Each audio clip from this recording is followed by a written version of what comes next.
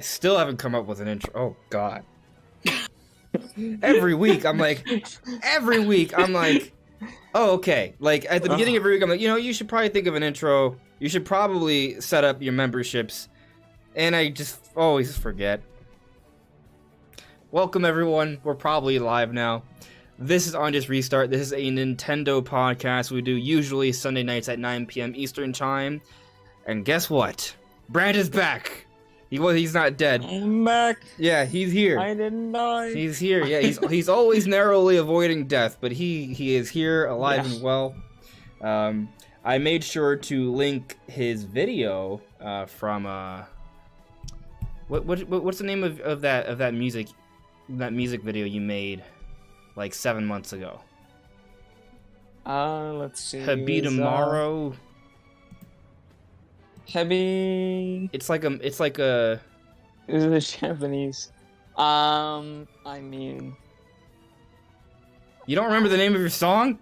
Not at the moment. No. Come on. No, I did not. I was gonna ask that too, but I was like, Heavy Metal. All right. I think Heavy Metal or something. Habitamaro, rock single. Yeah. Yeah. You made it a while ago because you told me you wanted me to like if I was gonna shout something up because you haven't really been uploading lately. So it's either your Twitter or this song you worked on that was pretty cool. You made a few months ago. My Twitter. Something. Yeah. There's Something. just this song. But anyways, guys, check out his music video. That is pretty interesting. It is in the link in the description below. The link is there. That's where it is. And also, guys, just want to make sure. Can you guys actually hear this discussion? Can you hear me? Can you hear Brandon? Can you hear Shifty, who is also here, and his channel is linked in the description below. How you doing, buddy? I'm doing well.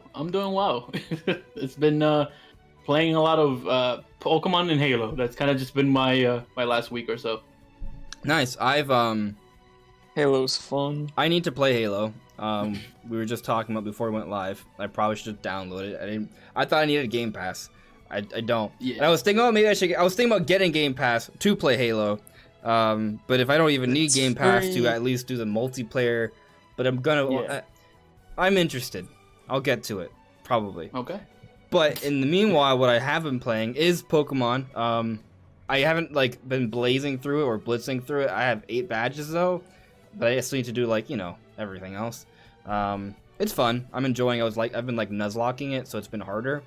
And then when I finally went to go catch Palkia, the very first thing it did was use Ancient Power, and then all of its stats boosted, and it wrecked my team. And I was like, oh, well, all right. I guess I lost. So it's no longer a Nuzlocke, but whatever. It's been fun, and then I've actually been playing Breath of the Wild again. And we'll be talking about that tonight. We'll be talking about Breath of the Wild. It's just kind of interesting playing it now. All these years after it's come out, because I might finally be coming around to a decision on where the game ranks for me personally. Every time someone asks me, it's always hard for me to give you a clear-cut answer. And I don't want to jump the gun yet. I'm gonna play through it from beginning to end again. Put another couple hundred hours into it. That's a lot, but if it's the only game I'm playing over the next month or two, I'll make a decision soon. Maybe it won't even take that long. But I think should I say it or should I wait? Should I wait until you guys randomly see me make a video and you're like, oh, okay, so that's what he thinks. What about a tease? You hit us in the middle. You give us a tease. Is it we talking top 10? I think he's top 3. Top 5? Yeah, that's the thing. It's difficult. Yeah, he doesn't want to say.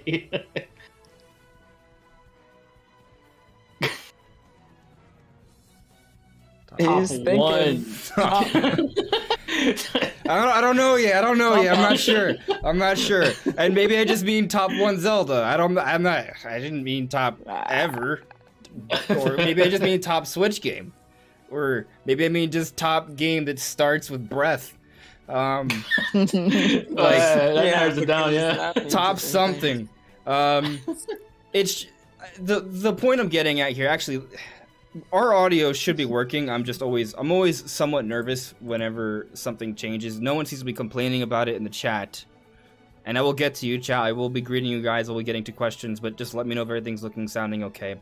But to get back to my idea here, I think that there's something about Breath of the Wild. It's obviously Breath of the Wild is special, obviously, but in order to like really kind of pinpoint on just how great it is, time needs to pass, because like there's this thing called recency bias, right? And there's also, you know, just something being good because it's in the moment and because it's, you know, modern to the technology and such. How well does the game age? How well is the game in terms of being able to replay it, going back to it? And does it have a lasting impact on you, right? Does it still stand out years later?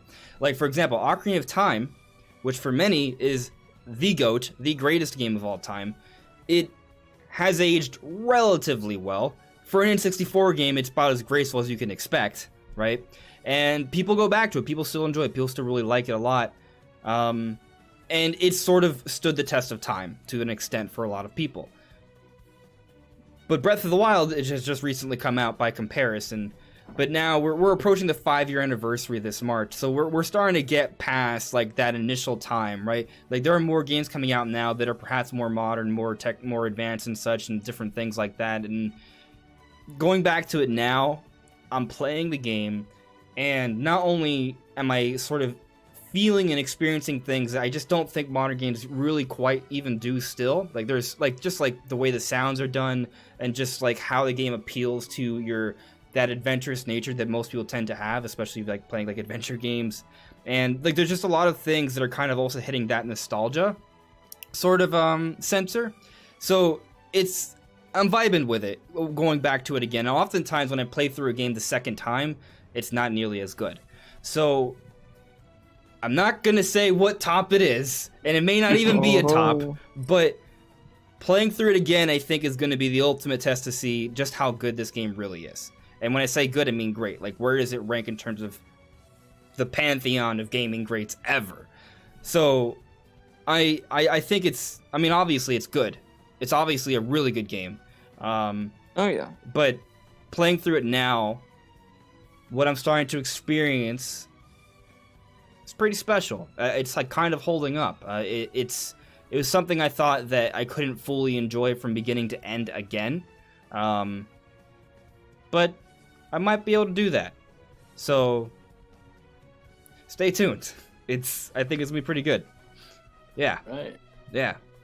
But guys in the chat, thank you for everyone just, you know, coming in.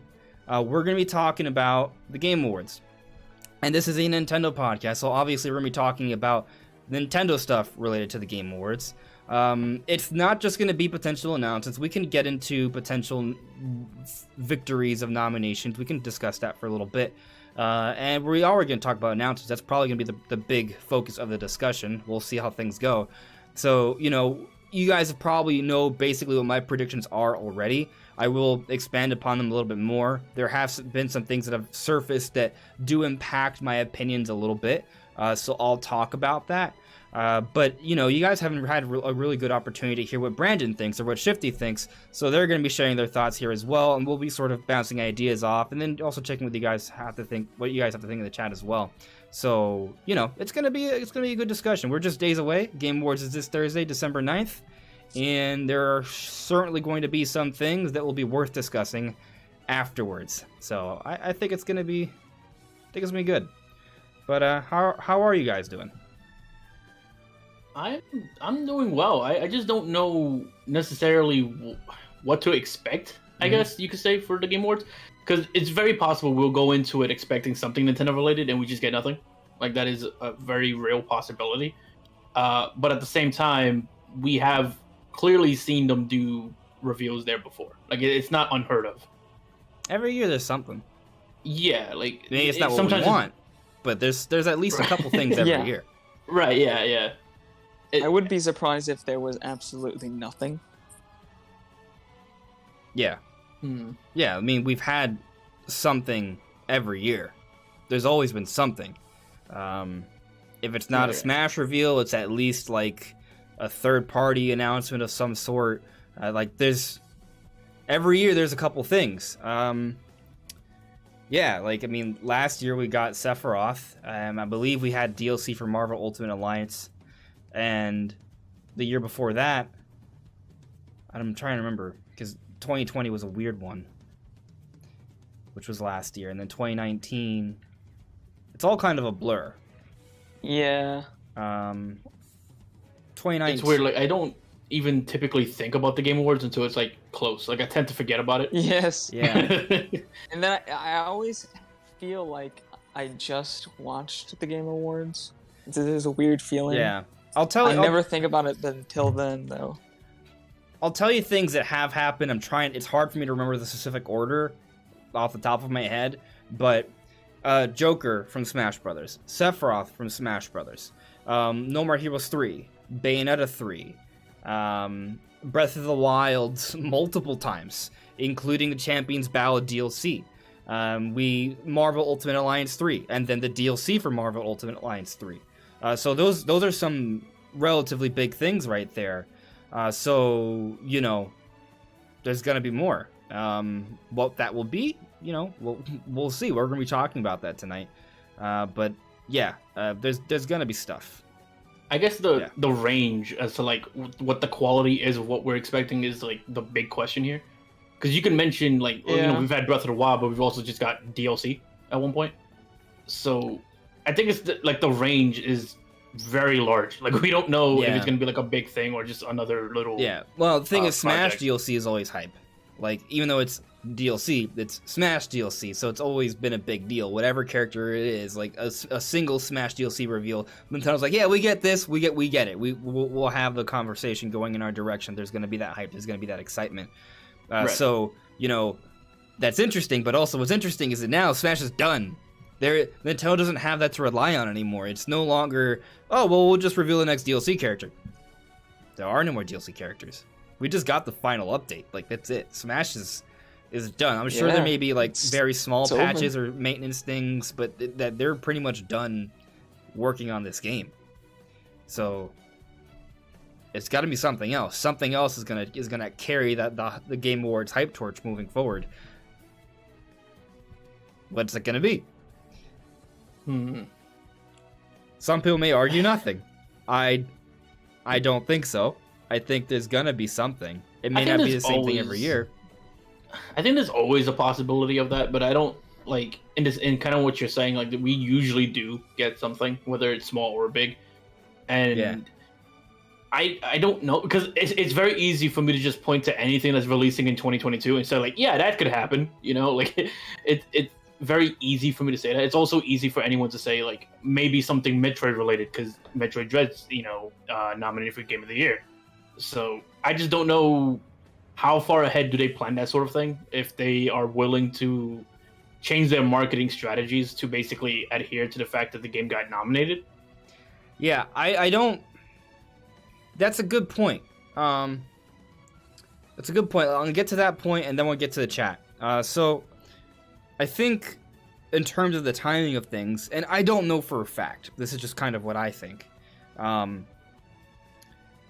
They're not going to specifically decide, oh, let's announce Metroid Dread DLC because Metroid Dread got a Game of the Year nomination. They're not going to do that. Right. I think what's going to happen, what would happen is they would already have a good idea that Metroid Dread would probably be in that conversation at the time. Like, I think Nintendo knew that Metroid Dread would probably be nominated. I mean, look at how hard they marketed the game.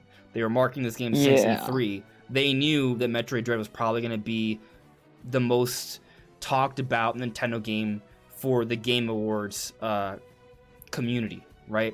So it was an easy bet. And if for whatever reason it doesn't get any sort of nomination, which, I mean, let's be real. I mean, it was always guaranteed to get some sort of nomination.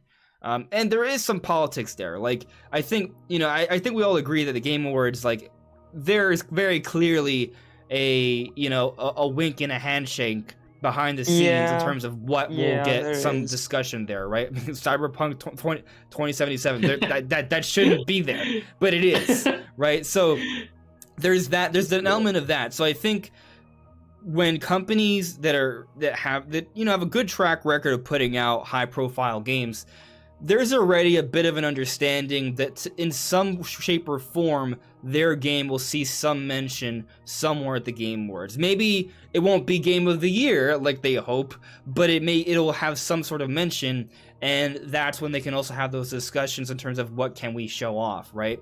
So if there's a Metroid Dread plan or some sort of Metroid plan, I think Nintendo probably understood that Metroid Dread would likely get some sort of discussion with it, and it could show up to some capacity at the Game Awards.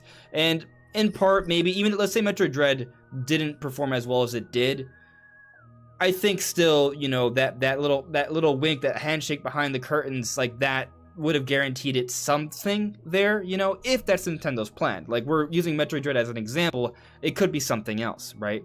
Although I do think Metroid Dread has a high chance of showing up, or something Metroid has a high chance of showing up in terms of an announcement at the show. So that's how I think of it. Like, I don't think they change their announcements based off what gets nominated, but I do think there's kind of a working understanding of what games will probably have some level of prominence at the show months beforehand, and that's when those discussions happen. Does that make sense? That makes sense. I mean, everybody pretty much knew it was going to be nominated. I think a lot of people thought it would be Game of the Year. Right, maybe not Game of the Year, but like it also on Twitter were constantly saying that it should be Game of the Year. I see it all the time. Every time I go on Twitter, there's somebody saying something about Metroid Dread and getting a Game of the Year nomination. So it wasn't too surprising. Yeah, but let's say it didn't get Game of the Year, right? Like, it also has the action adventure nomination as well, right? Mm-hmm. Like, there was going to be something. So, yeah. What were you going to say, I suppose I was just going to say that I just have, like, little to no, like, trust in the Game Awards, like, announcing and nominating the games that I had the most fun with playing in a current year. Sure. So, for me, it was just a matter of, like, not necessarily that, Metroid Dread doesn't deserve it, but more so, like, I think it does, but will the critics feel the same way, Yeah, this time they did. Right. But to that point, though, right, I think that serves my argument here that I don't think what the Game Awards does is 100% like we're just putting in what we think is the best. It is in large part deals and marketing and agreements with game companies. There is a bias there. I do believe that. I'm not saying that there isn't definitely a strong element of, hey, this is what we think is great, but I think most people are in agreement that the Game Awards is a biased show. Like, it's not all about, like, Cyberpunk 2077. It shouldn't be there, yet it is. So, like, it is what it is, right? So, there's some of that there, I think. You guys can disagree with me if you want, but either way, even if let's say Metroid Dread wasn't going to get any sort of nomination, they could still put a trailer for the game, for the DLC at the Game Awards. They could still do that even if it doesn't get a nomination. We've seen things like that before. It's hard for me to come up with a specific example, but I mean, actually, no. For example, Marvel Ultimate Alliance 3, like, it's a new trailer for a game that hasn't been announced yet, but it doesn't have a nomination. That doesn't mean it can't be marketed at the Game Awards. Like, a game doesn't have to be nominated to be marketed at the Game Awards, right? So even if a game doesn't get the nomination, that doesn't mean it can't be marketed. Either way, regardless if there's an agreement beforehand or not, they can still market those games. It just works out more nicely when they are nominated, and oftentimes I think the bigger companies can have a pretty good prediction that their games will be part of those nominations. Like, I think most of the time big companies know relatively well how games are going to perform. Obviously there's a spectrum there, but Nintendo knew Metroid Dread was going to perform to some level of success here. They wouldn't have marketed it otherwise. So, I mean, they kind of, in a way, manufactured that success because they pushed it. So, this is all assuming we're getting some sort of Metroid announcement. But anyway, right. Yeah. It's an example of how companies may or may not sort of think of what they may show off at the show. So, but let me check on the chat here, and then we'll actually start focusing on something here for the discussion. Mighty Urboso, hello there. I'm glad you're excited for the cast. Mario Cisneros, I'm ready for good predictions tonight. Hopefully we can bring the heat. Super Chris, hello, thank you for modding. Patrick Stevens, you ready to get this bread, my guy? I don't know what bread. Small channel here. Help me reach 100 subs. What? I'm just reading stuff. 100. You can get there, I'm sure. Keep trying.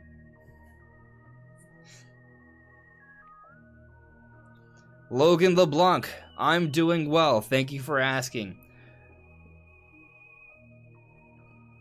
Mr. I3Unny, title will be The Legend of Zelda Gerudo King. You heard it here first. Gerudo King actually wouldn't be that bad. It would be very obvious what they're gonna do, but it would be also pretty cool and not dumb. I don't think that's a dumb title at all. But it would make sense with the whole like, oh, we can't tell you the title because it would spoil like things side of it. So yeah. What's gonna be funny is that they'll give it that title, and then people are like, no, that's still not Ganondorf. That's somebody else. That's his new Mr. Gerudo, don't you know? Yeah. It's not Ganon. Yeah. Good. Super Chris is saying that we can hear us well. Very good. Rescue Squad Culp, hello there. Nintendo Reconnect, hello. JR Toki. Say, AR, when are you going to set up memberships? Someday. It's happening someday. I promise. Look, I may present myself as a bit of a scatterbrain that's a little disorganized, and that's not inaccurate. But I do things. I am pretty busy. So oftentimes I'm multitasking, working multiple jobs and doing different things and projects and all that stuff. So it's not easy. But I'll get to it. I have been saying that for like 2 months now, I know, but I will get to it. I have a working idea of what I want. I just got to put it together. I just got a lot of things happening in my life right now, but we're gonna get there. Probably, I'm gonna have some time during Christmas break or like late December, early January. So if there's gonna be some changes, maybe it happens around then. Hopefully beforehand, but I haven't done it the last 2 months, so just being realistic here. Linkage 187, you can hear. Very good, thank you. Americ Ikinki, I don't think Breath of the Wild 2 will be at the show. It would be the most logical conclusion, but it's Nintendo. They never follow logic. That's fair, I guess. I don't know. Maybe you're right. Fair point of view. I don't know if I agree. I don't think they make illogical decisions.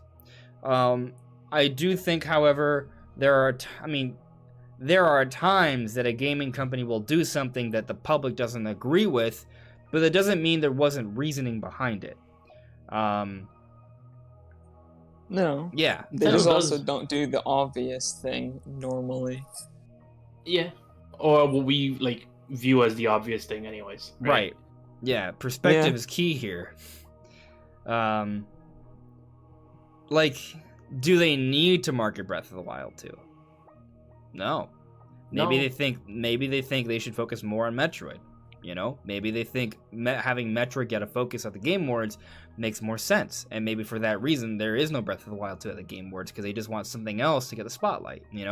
Why have a big blowout for a new Metroid game and a new Zelda game? I don't think they're gonna do that. They could, in theory, just focus next year's E3 on Zelda and then have some kind of game that releases before E3 as the big focus for this. Sure. Now, what would that be, though? I feel like... I don't know. Maybe they'll just save it for a Direct. I do think they have to show it again soon. But I don't think they have to show it here. So. Yeah, I would love it. Don't get me wrong. I would love to see Breath of the Wild 2, but that would be hype. Yeah. It's just it's one of those games that because of the timing of its release, it feels like they don't necessarily have to because they have a lot of directs and an E3 to basically blow the game off, show it off in its entirety. Yeah. So while it would be cool, I could definitely I do think it's realistic to think that it won't be there, and maybe they'll focus on some kind of unannounced project that they haven't talked about yet. Maybe. I have things to say on what you guys are saying, but I want to get through the chat here. Just kind of catch up a little bit. ASAP Raw, hello. Natsu, hello there. Bilal Mufid, what time is it where you are right now? I don't know. 8:28. It is Eastern time for me, so it's about 9:30. Let's see here.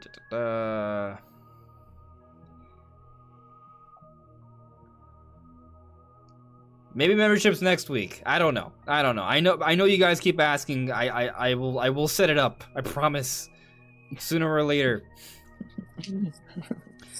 Ronnie Fazio added me. Hey, I recently got an Xbox Series S from Walmart, and I'm enjoying Game Pass. As for the Game Awards, I'm hoping to see Star Fox for Nintendo and Sly Cooper for Sony.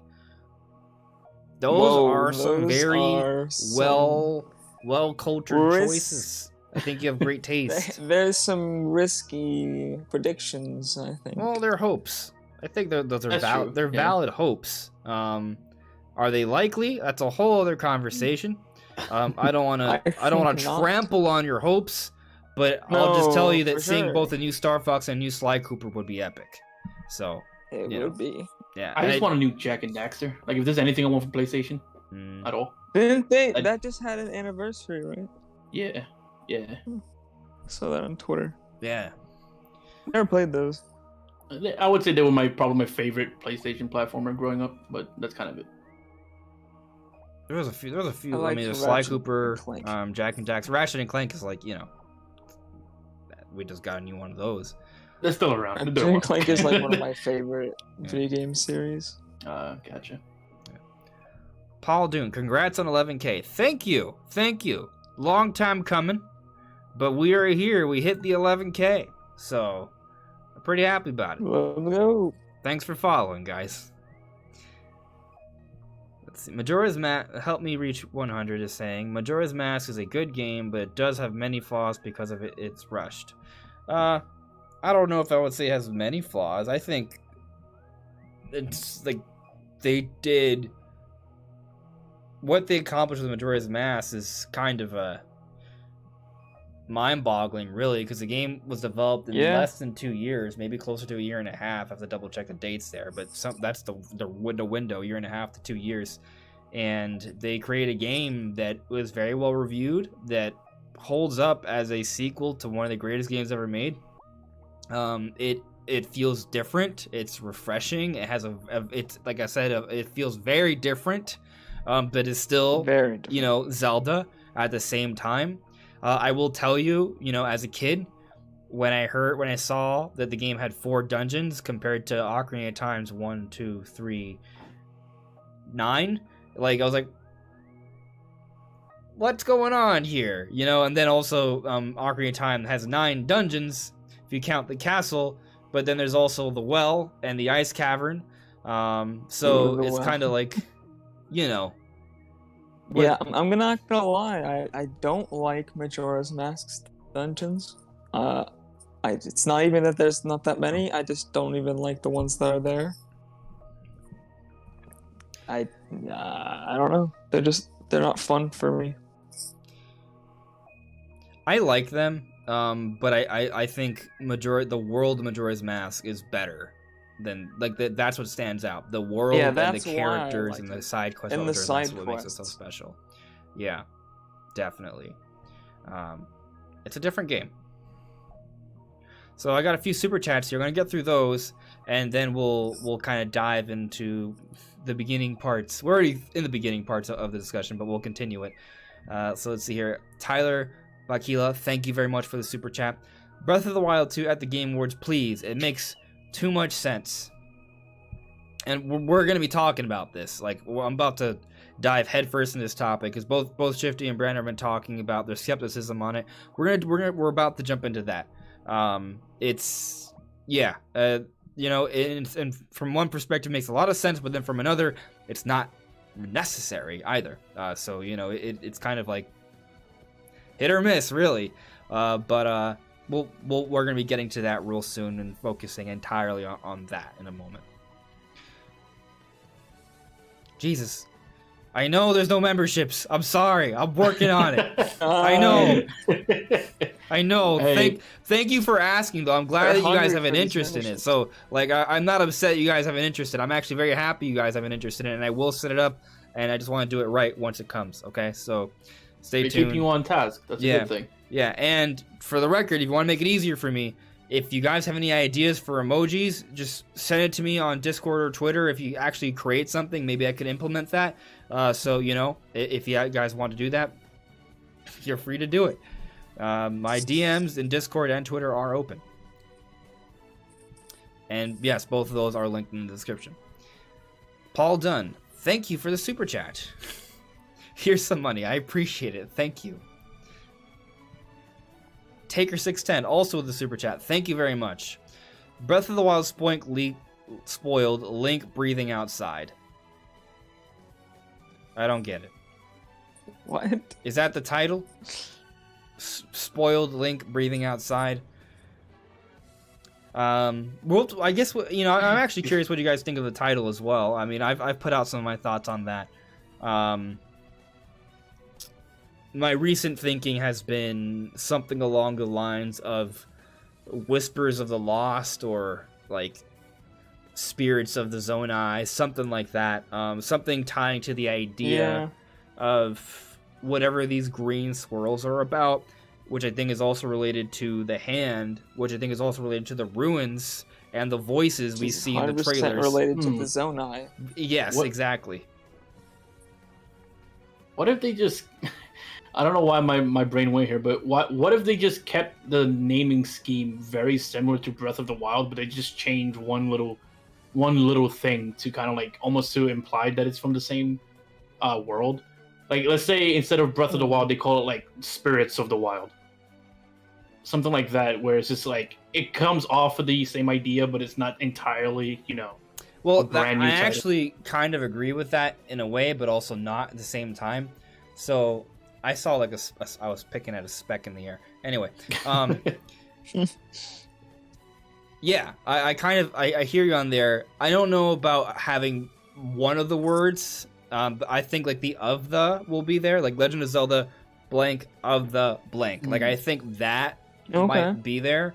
I don't think they're going to use Wilder Breath personally, just because I think it makes more sense to have this game stand on its own. Like, yes, it's going to be a sequel, but if you look at even sequels like Majora's Mask, the naming, you know, I think Nintendo wants it to have the opportunity to feel like its own dedicated Zelda where you don't need to have played Breath of the Wild. That way it has a potential to have similar success. You know, it's probably not going to sell as well just because sequelitis, but maybe it could, you know, if they have a name scheme that sort of makes it stand on its own, even though it would technically still be a direct story sequel. Yeah. You know, I'm a little skeptical of them reusing Breath of the Wild, but I definitely feel like of the is something. I think they still want to like remind you of the first one too. You know, so that's why I'm like in between, because yeah, they want people to know that hey, this is the next game of the Breath of the Wild ilk. Like I do think that is something else and Nintendo wants to come across. Like it's kind of like two different things, right? They want to tell you that hey, this is it's a brand new Zelda. It stands on its own. You don't need to have played Breath of the Wild, so you can start from here. But at the same time, if you did play Breath of the Wild and you really like that one, play this one too. You know, I think they want to do both. Kind of telling you 2 to 1. Mm-hmm. Yeah. So I don't know. There's a lot of different directions. I think it makes sense that they definitely would want to have the best of both worlds, essentially. Yeah. Right. Well, they want the people who loved the first game to, you know, basically buy in the second time, buy the sequel. But they also want like people who never even played Breath of the Wild. They don't want them to feel like, oh, I never played the first one, so I'm never gonna play the second one, right? Like they don't want that. I do think that it is a little different in terms of comparing to Majora's Mask to Ocarina, because I do feel like despite those games looking visually similar, they don't take place in the same location. Even though it is a sequel, there is like you can make the marketing so much more than just, oh, this is a sequel. Like, there's a moon thing going on. There's a lot more going on in there. I think in Breath of the Wild 2's case, since it is essentially reusing the same world, but there's a lot of new things in it. I think they might be more willing to remind people of the first game, not necessarily relying on it. But I'm not entirely sure. Like I do agree though they might keep the naming scheme in general. I just don't know exactly how they would go about it. I can't imagine what the name would be. Yeah. At this point, I kind of feel like there's just so much we don't know about the game that it's going to be something we just can't even think of because we don't have the information. Because what we've seen of the game so far feels almost like it could have been a DLC instead. Like, I feel like there's a lot that they haven't shown us that makes it its own game yet. We haven't seen that. Yeah, I don't think you're wrong. Like, the sky stuff is definitely like new area stuff, which is cool. But DLC can have new areas, right? And what besides just the sky stuff, it's just been like story cutscenes and slightly altered stuff with environments we've already seen. Pretty much. Like, so like to the untrained eye, you take those cutscenes, someone might think it's just footage from Breath of the Wild, right? There are differences. I'm not saying there aren't differences. Like, seeing the High Noxes also be Bokoblin little fortresses is cool, but that also, it could have been DLC, to your point, Brandon, right? Or the same thing with the shot when Link is on the mountain and he uses the, like, reverse time stasis thing, which is really cool. New power-up could have a number of implications, but also could just be a different variant of stasis on a mountain in the top right part of the map like it used to be.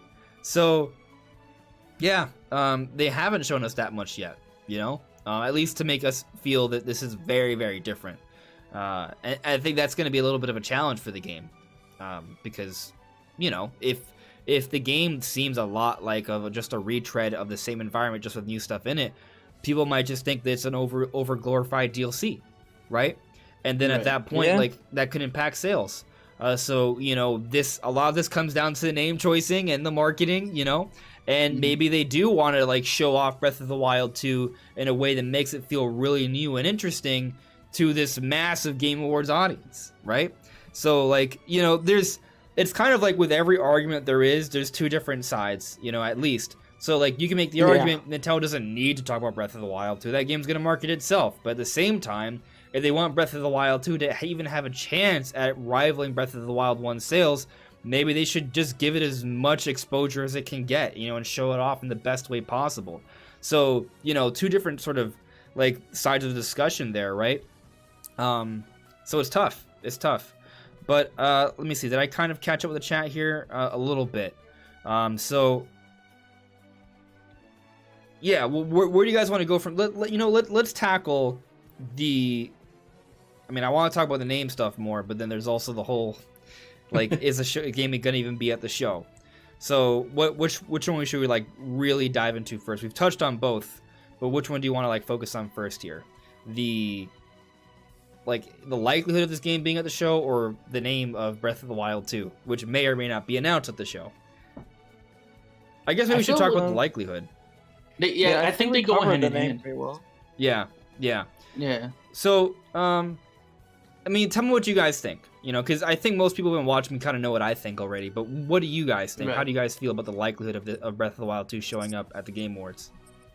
I think that with just looking at how little they've shown, I mean, we saw it back E3 2019, and then we didn't see anything of it until, what was it, this year? So this is E3. Yeah, 2 years later, and it was very limited amount.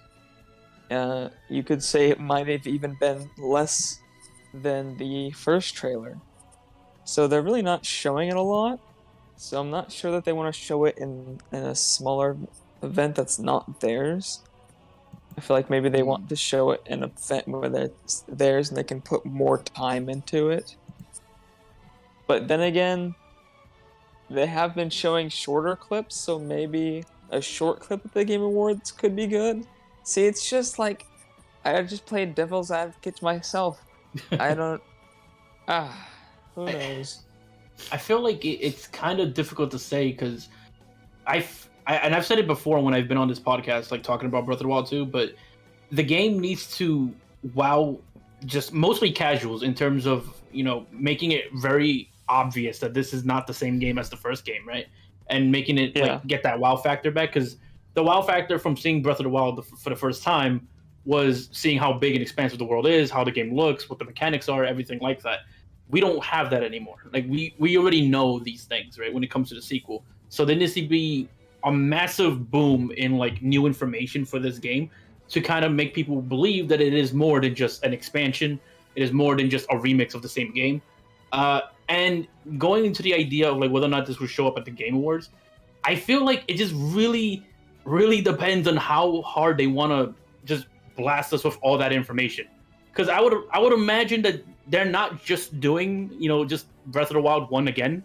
That I'm assuming after the amount of time they've spent on this game since, you know, Breath of the Wild released in 2017, I would imagine that, you know, they put as much into it as they possibly can to kind of wow people into this sequel. And part of me wants to believe that it'll be at the Game Awards because they're going to want to show that off as much as possible. Or they can wait till another event being like E3 and just blast us all at once. Like, kind of just, you know, spill everything all at once and just hit us all with that information. Or they want to trickle that down throughout the year. And I'm inclined to think it's a trickle. And there's going to be, like, explosion moments, don't get me wrong, but I don't think they're going to handle it quite like Breath of the Wild 1. And I think a big reason why is because it's a much different circumstance we're in now. Back in 2016, Nintendo said they were going to show one game off at E3. And that was Breath of the Wild, and it was amazing. But also, back then, that's pretty much all Nintendo had to show off. Yeah, now Nintendo's a lot more games. There's a lot more games to show off in that event. Right, exactly. So I don't think Nintendo can handle it in the same way, or should handle it in the same way, because a lot of other games that deserve the discussion. No. But with something as big as Breath of the Wild 2, if you don't give it a whole sort of big, like, E3-like scenario to showcase it, then they have to spread it out a little bit, right? So they can't afford to just show Breath of the Wild 2 off at E3 because there's other things we need to talk about. Especially, we already have a decent idea of the lineup for next year. It's a lot of good games. We don't even know about all of them yet. They're going to want to talk about a lot of these things at E3. So they won't be able to focus on just Breath of the Wild 2 at E3. I'm sure it's going to be a focus, but it's not going to be the only thing that they're focusing on, right? So with that in mind, I think that they kind of have to spread out the information on this game a little bit more.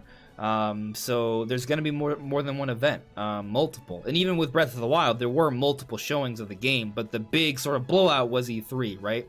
I think they're going to want to have more of those opportunities, and I think the Game Awards is a beautiful opportunity. It's like the opportunity, and not to mention, Breath of the Wild has a history of being shown off at the Game Awards.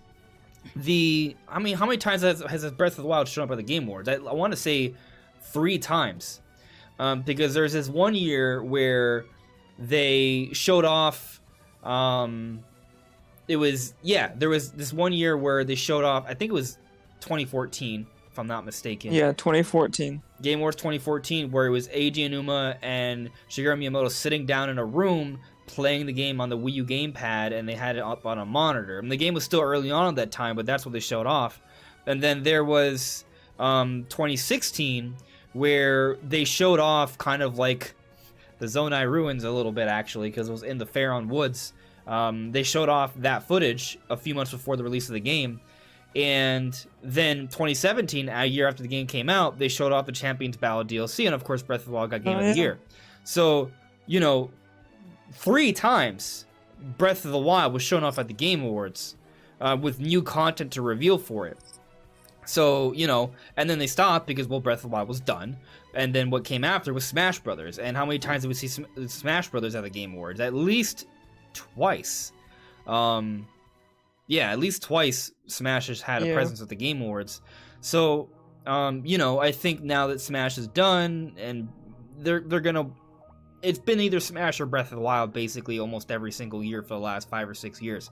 So, with Breath of the Wild 2 coming out in 2022, and to the points you've made about how, Nintendo probably wants to start showing off this game throughout the year, not just at one sort of venue or event, it makes sense. Not to mention, they need to give us a name. Can I pull up, have you guys seen, Nintendo's media for when they talk about games that are coming out next year? Every time they do it, they show off, an image, and then the image shows all these nice, clean logos for every game that's coming out next year, except for Breath of the Wild 2. It's it's just a sentence. The sequel to Legend of Zelda Breath of the Wild. It's a very long amount of dialogue and or words, and it's actually, I don't think it's a good way to market the game. It's not a nice, neat little logo.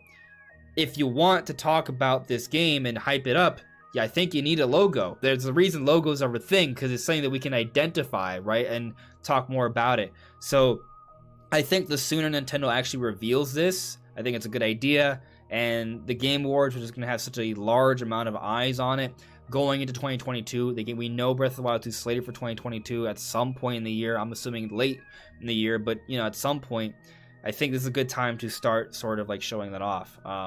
Could they wait for a direct? Yeah, they could. But I think considering the history of Breath of the Wild, considering that Smash is done, considering that they need to give us a title reveal soon, then that they're going to want to market this game throughout the year multiple times because it's going to be one of their bigger releases, I think there's a high likelihood that Breath of the Wild 2 shows up. Not to mention, there have been people alluding to it. For example, some people don't like to take this person seriously, but I think they have a pretty good track record. Whenever they said something close to it kind of happens. Samus Hunter saying there's going to be Zelda stuff at the Game Awards. I believe that. That's not crazy prediction, because even without rumors, I'm predicting Breath of the Wild 2 to show up. So Didn't know she said that. Wait, but was the wording specifically Zelda stuff? Zelda anniversary stuff. Okay, because that doesn't necessarily entail Breath of the Wild 2. No, it could just be. It could just be like a song, like a band playing Zelda music. It could be. It could be another indie project thing, like how we had Cadence of Hyrule. Yeah, could It be. could be. Cadence of Hyrule was really good. Yeah, it's great. As long as it's not the only Zelda thing, it's great. So I agree, but I also have a hard time believing that Nintendo's gonna just rely on something like Cadence of Hyrule for Zelda. But it could be, right? But yeah, so I guess for me, it's obvious what I think. I think Breath of the Wild 2 is gonna show up at the show. But to play a little bit of devil's advocate, there have been these teases people have been interpreting. One coming from Jeff Keighley, where, let me see, do I have it up? I know I have it. But basically Jeff Keighley said something along the lines of him having being really excited about a premiere that's going to show up at the show. And he talked about how he started working with his developer back in summer 2019, which is when Breath of the Wild 2 was shown off to the world for the first time. And he expands on that, saying that he traveled around the world visiting different developers around this time, implying that it was a non-Western developer and a non-United States developer. Breath of the Wild is developed in Japan, Nintendo EPD. So, it does technically match, but it also can be so many other things. It doesn't just, it could be Breath of the Wild 2, but there's so many other studios out there that he could have started communicating with back in summer 2019. It doesn't have to be Breath of the Wild, right? But people have been looking at that, thinking, hoping that he's alluding to that. But then Jeff Keighley came out a few days later and said, don't believe all the bogus rumors out there. Beware. And one of the big ones is Breath of the Wild 2.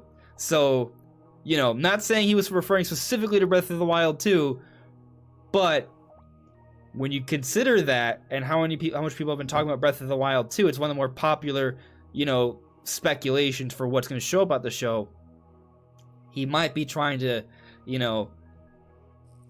temper expectations because he doesn't have a Breath of the Wild 2 premiere lined up, and he doesn't want people to be upset when we are disappointed because Breath of the Wild 2 isn't there.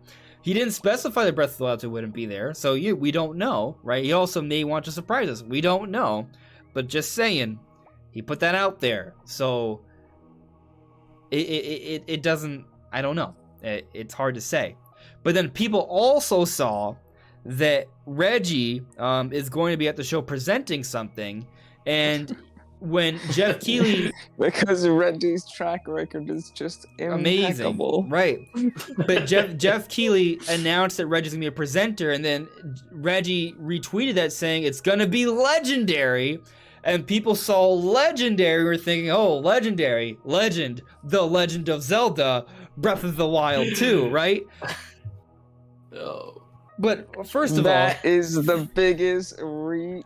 back when Nintendo That's ridiculous. and Reggie worked together, back when Reggie used to work with Nintendo, there were times where we got really excited about him teasing something, and it wasn't quite what we thought it was. So now that Reggie no longer works for Nintendo, I think that makes it even less likely that he'd be presenting something for Nintendo. Although you could argue that before, when he worked for Nintendo, it would be a little of a weird bias thing, but now that he's not like locked to one specific sort of like company, maybe, you know, Reggie could have more free reign in terms of being a presenter, you know, just as like a industry icon, right? So he could conceivably be a presenter for something Zelda related, but I don't think so. I think more likely it's not going to be something Nintendo, because ever since Reggie left, everything he's done has been outside of Nintendo. He talks about his history with Nintendo, but it's always about things that are not for Nintendo, you know? So, I think Breath of the Wild 2, for a lot of reasons, makes sense to show up the show. I am still predicting it to be up the show, but I don't think there's conclusive evidence that it will be there either, and I don't think these teases are really any suggestion to it. I think I am going to predict that it will not be at the show. That's where I'm leaning at the moment. I would like it, but at this point, I'm not going and expecting it. But if it happens, then that'll be a nice surprise. A lot of this speculation just sounds very circumstantial at best. Like it doesn't seem like, I don't know. It's not very convincing, I guess. I don't know. Like, I want the game there, but holds zero water. Let's be real. The what? It means absolutely nothing. I think the tweets from Jeff and Reggie, that means nothing. Yeah. But the other stuff, there being a history of Breath of the Wild, Smash being done, Nintendo needing something to be there, Breath of the Wild 2 coming out next year, a title reveal being necessary. I think those are things that give Breath of the Wild 2 a good chance to show up. But again, to your points from earlier, they don't have to do this at the Game Awards. They could do it in an earlier Nintendo Direct. You know? They could wait till E3. They could, you know. What they could do is that they could give us like a trailer and a Treehouse demo, and then there could be like a Zelda specific Direct later on the year after E3 that gives us like that full sort of explosion of information, right? And there you go. Like that way Nintendo can give us a bit of a focus at E3 but still talk about other things, and then they'll have like a Zelda Breath of the Wild 2 Direct later on. Like that's how they could handle it. So, yeah. We could still be months away from more Breath of the Wild 2 information. I'm going to hope and predict not. I think like it is. I think it's gonna happen, but you know, it can go either way, really. So you know, it is not set in stone at all. Right. I think we all know that everyone wants to see it there. It's just a matter of whether or not Nintendo's trying to trickle down information, I believe. And I don't know. I'm not convinced it'll be there. Maybe I'm just saying that so I don't become disappointed when I realize it's not there. Yeah.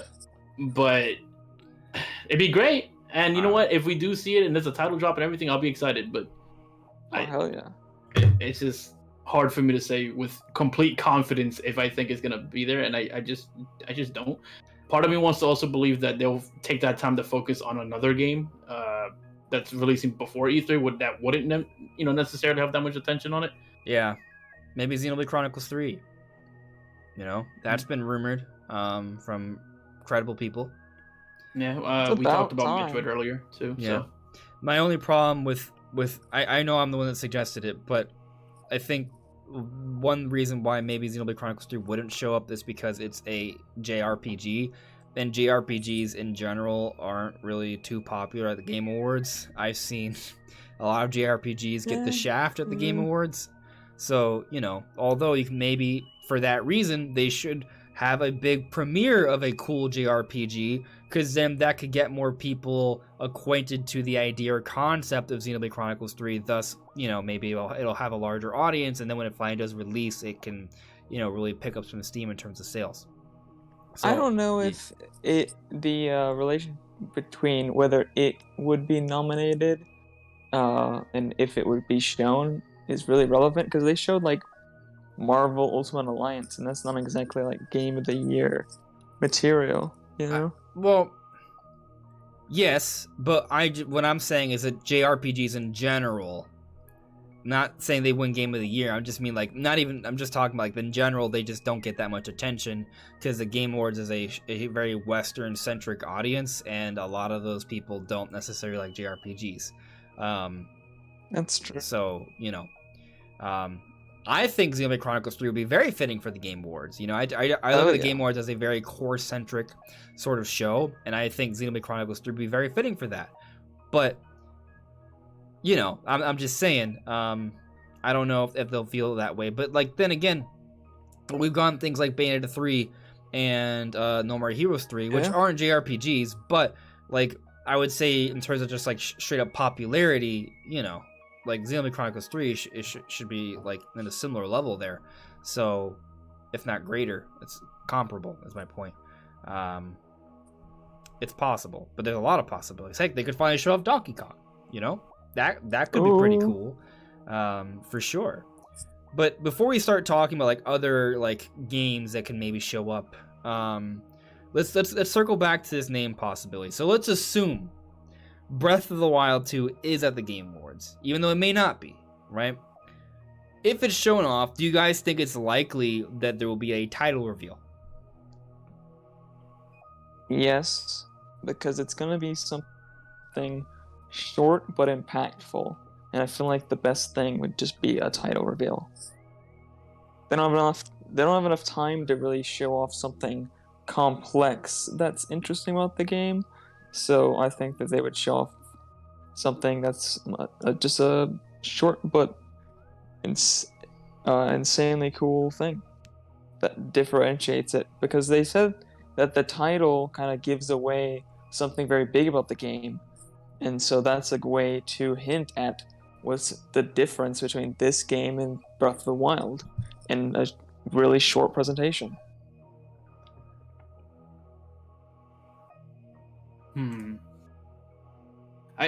I kind of do feel like if they do decide to show off the game in its entirety, it kind of has to show the title.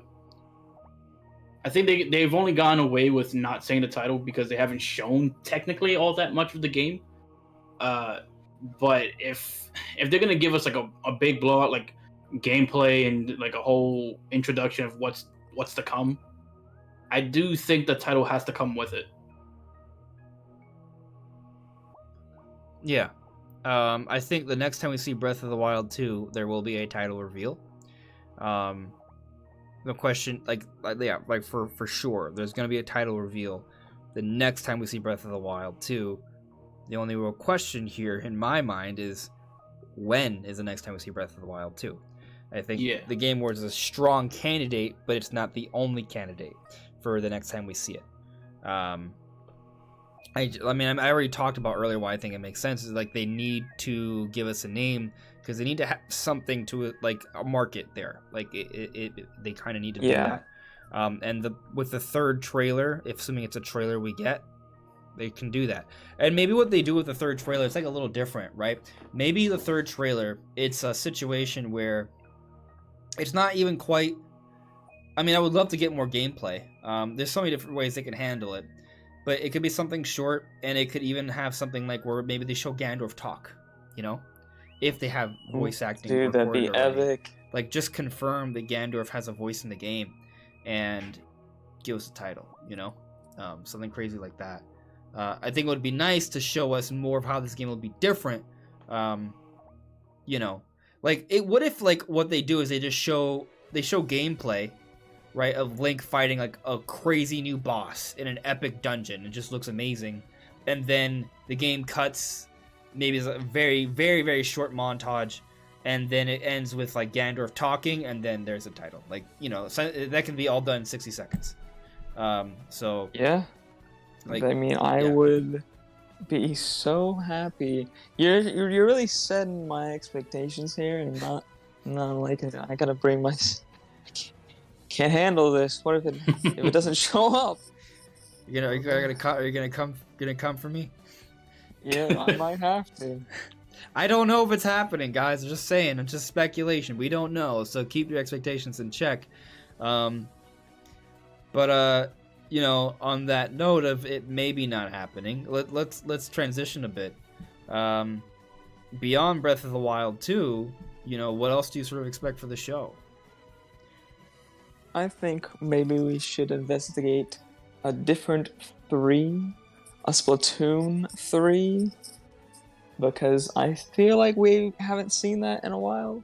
We just for some reason got a trailer. We saw a at little September bit at Direct. E3, but we barely saw like anything. Splatoon 3 was not at E3. Splatoon 3 was in a September Direct, which is 2 months ago. See, I completely forgot that even happened. What did they even show? A trailer. Yes. A campaign trailer, I think, right? Oh yeah. Yeah. They showed us They showed a little bit of everything, really. Yeah. They showed us how like there's like fuzzy stuff. Oh yeah, Or, yeah. Like the mammalians are returning or something. Yeah. I mean, Splatoon could be there, but I feel like it doesn't scream Game Awards to me. Yeah, it doesn't. That's what I was gonna say. It doesn't scream like a Game Awards game to show off, because other than E3, Game Awards is probably the biggest place to announce your game at. Like E3, I don't know what the viewership with like most of those streams are combined, or Game Awards, whatever the case may be. But the difference now is that with E3, with the way things are now, the viewership is split between whatever stream you decide to watch.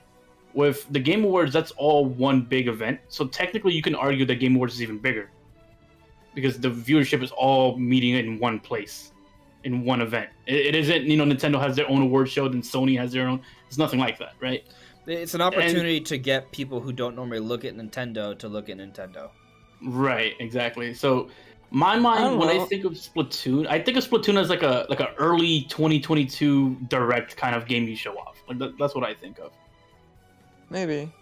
I'm inclined. I mean, to agree they with could Shifty just on show off the release date and announce like a demo as well. Yeah, they could. I mean, then again, we could also But they make could the just argument. do that in a direct. Yeah, they could. You can make the argument that it would happen in a direct, but we've also can argue that like Nintendo has announced smaller games before at the Game Awards, so it varies. Yeah.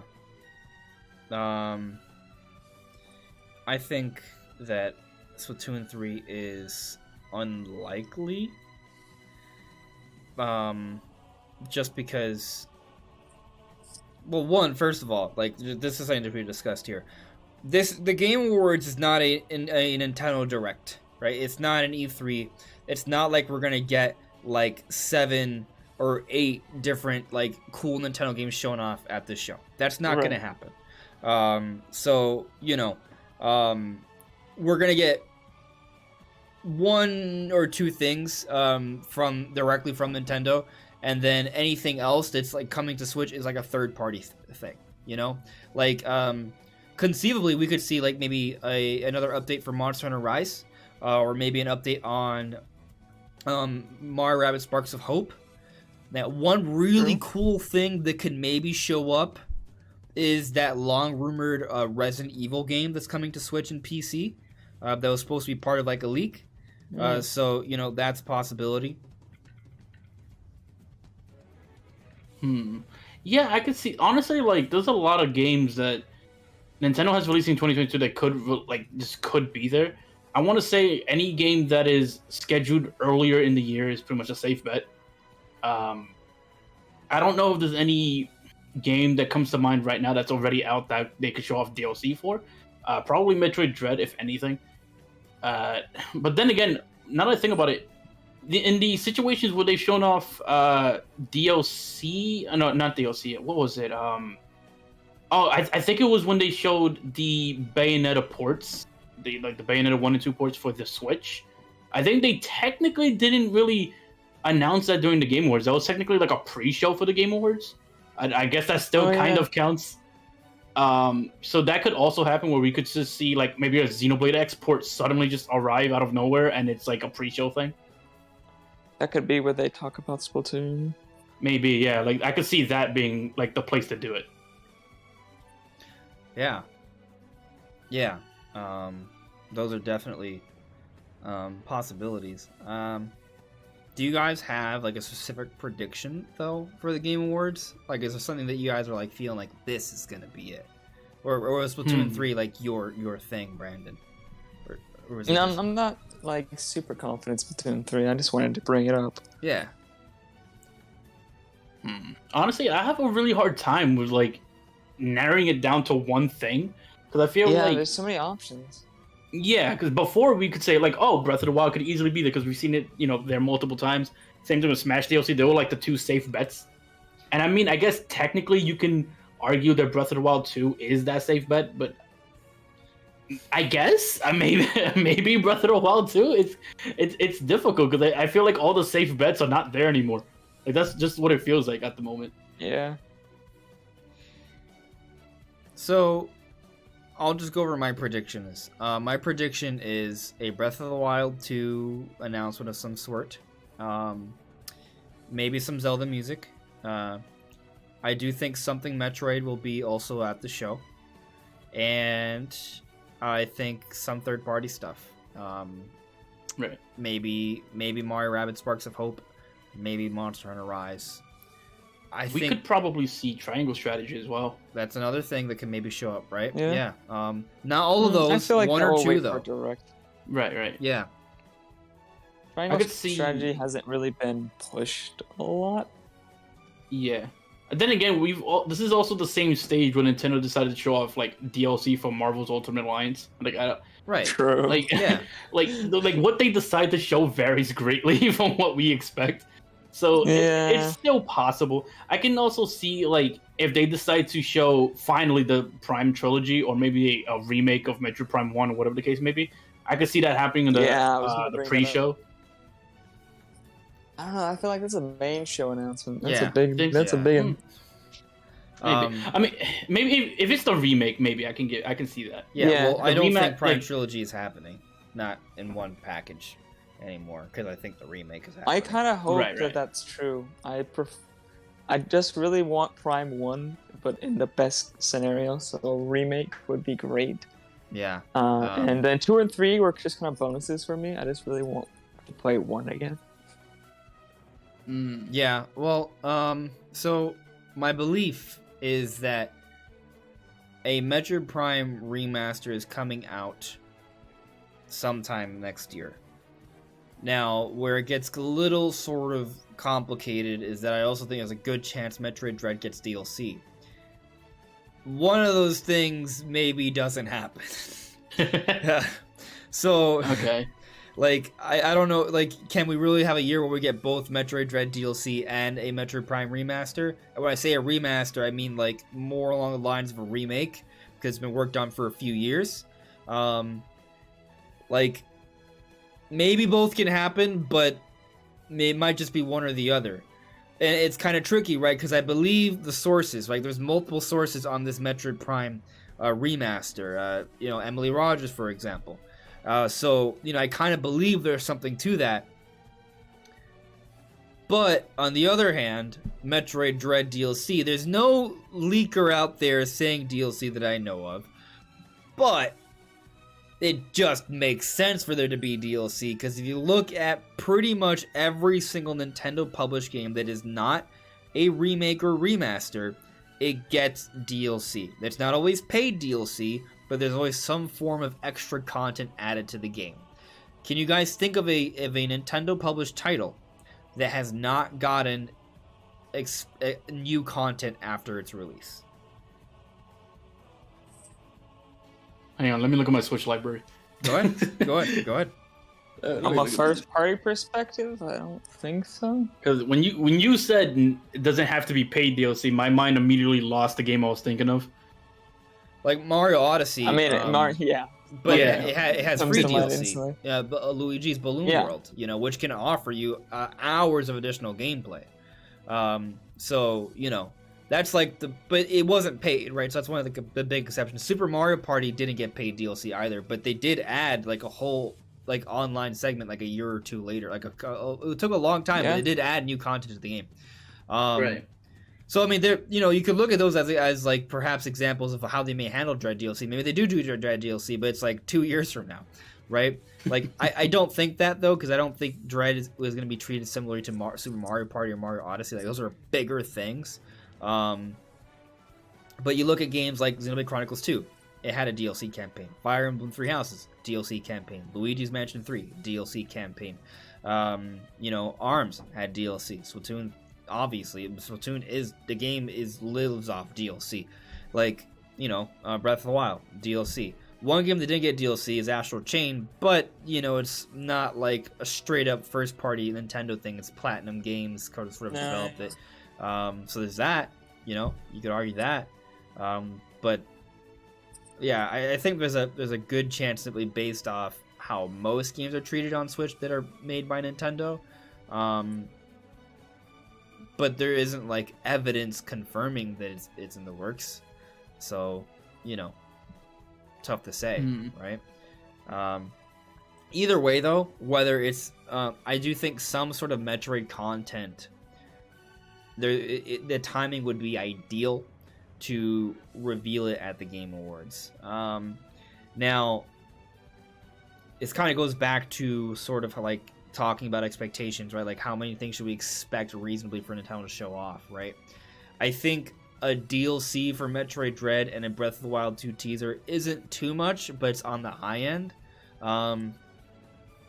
Because we've seen that before. But I like, for example, Game Awards.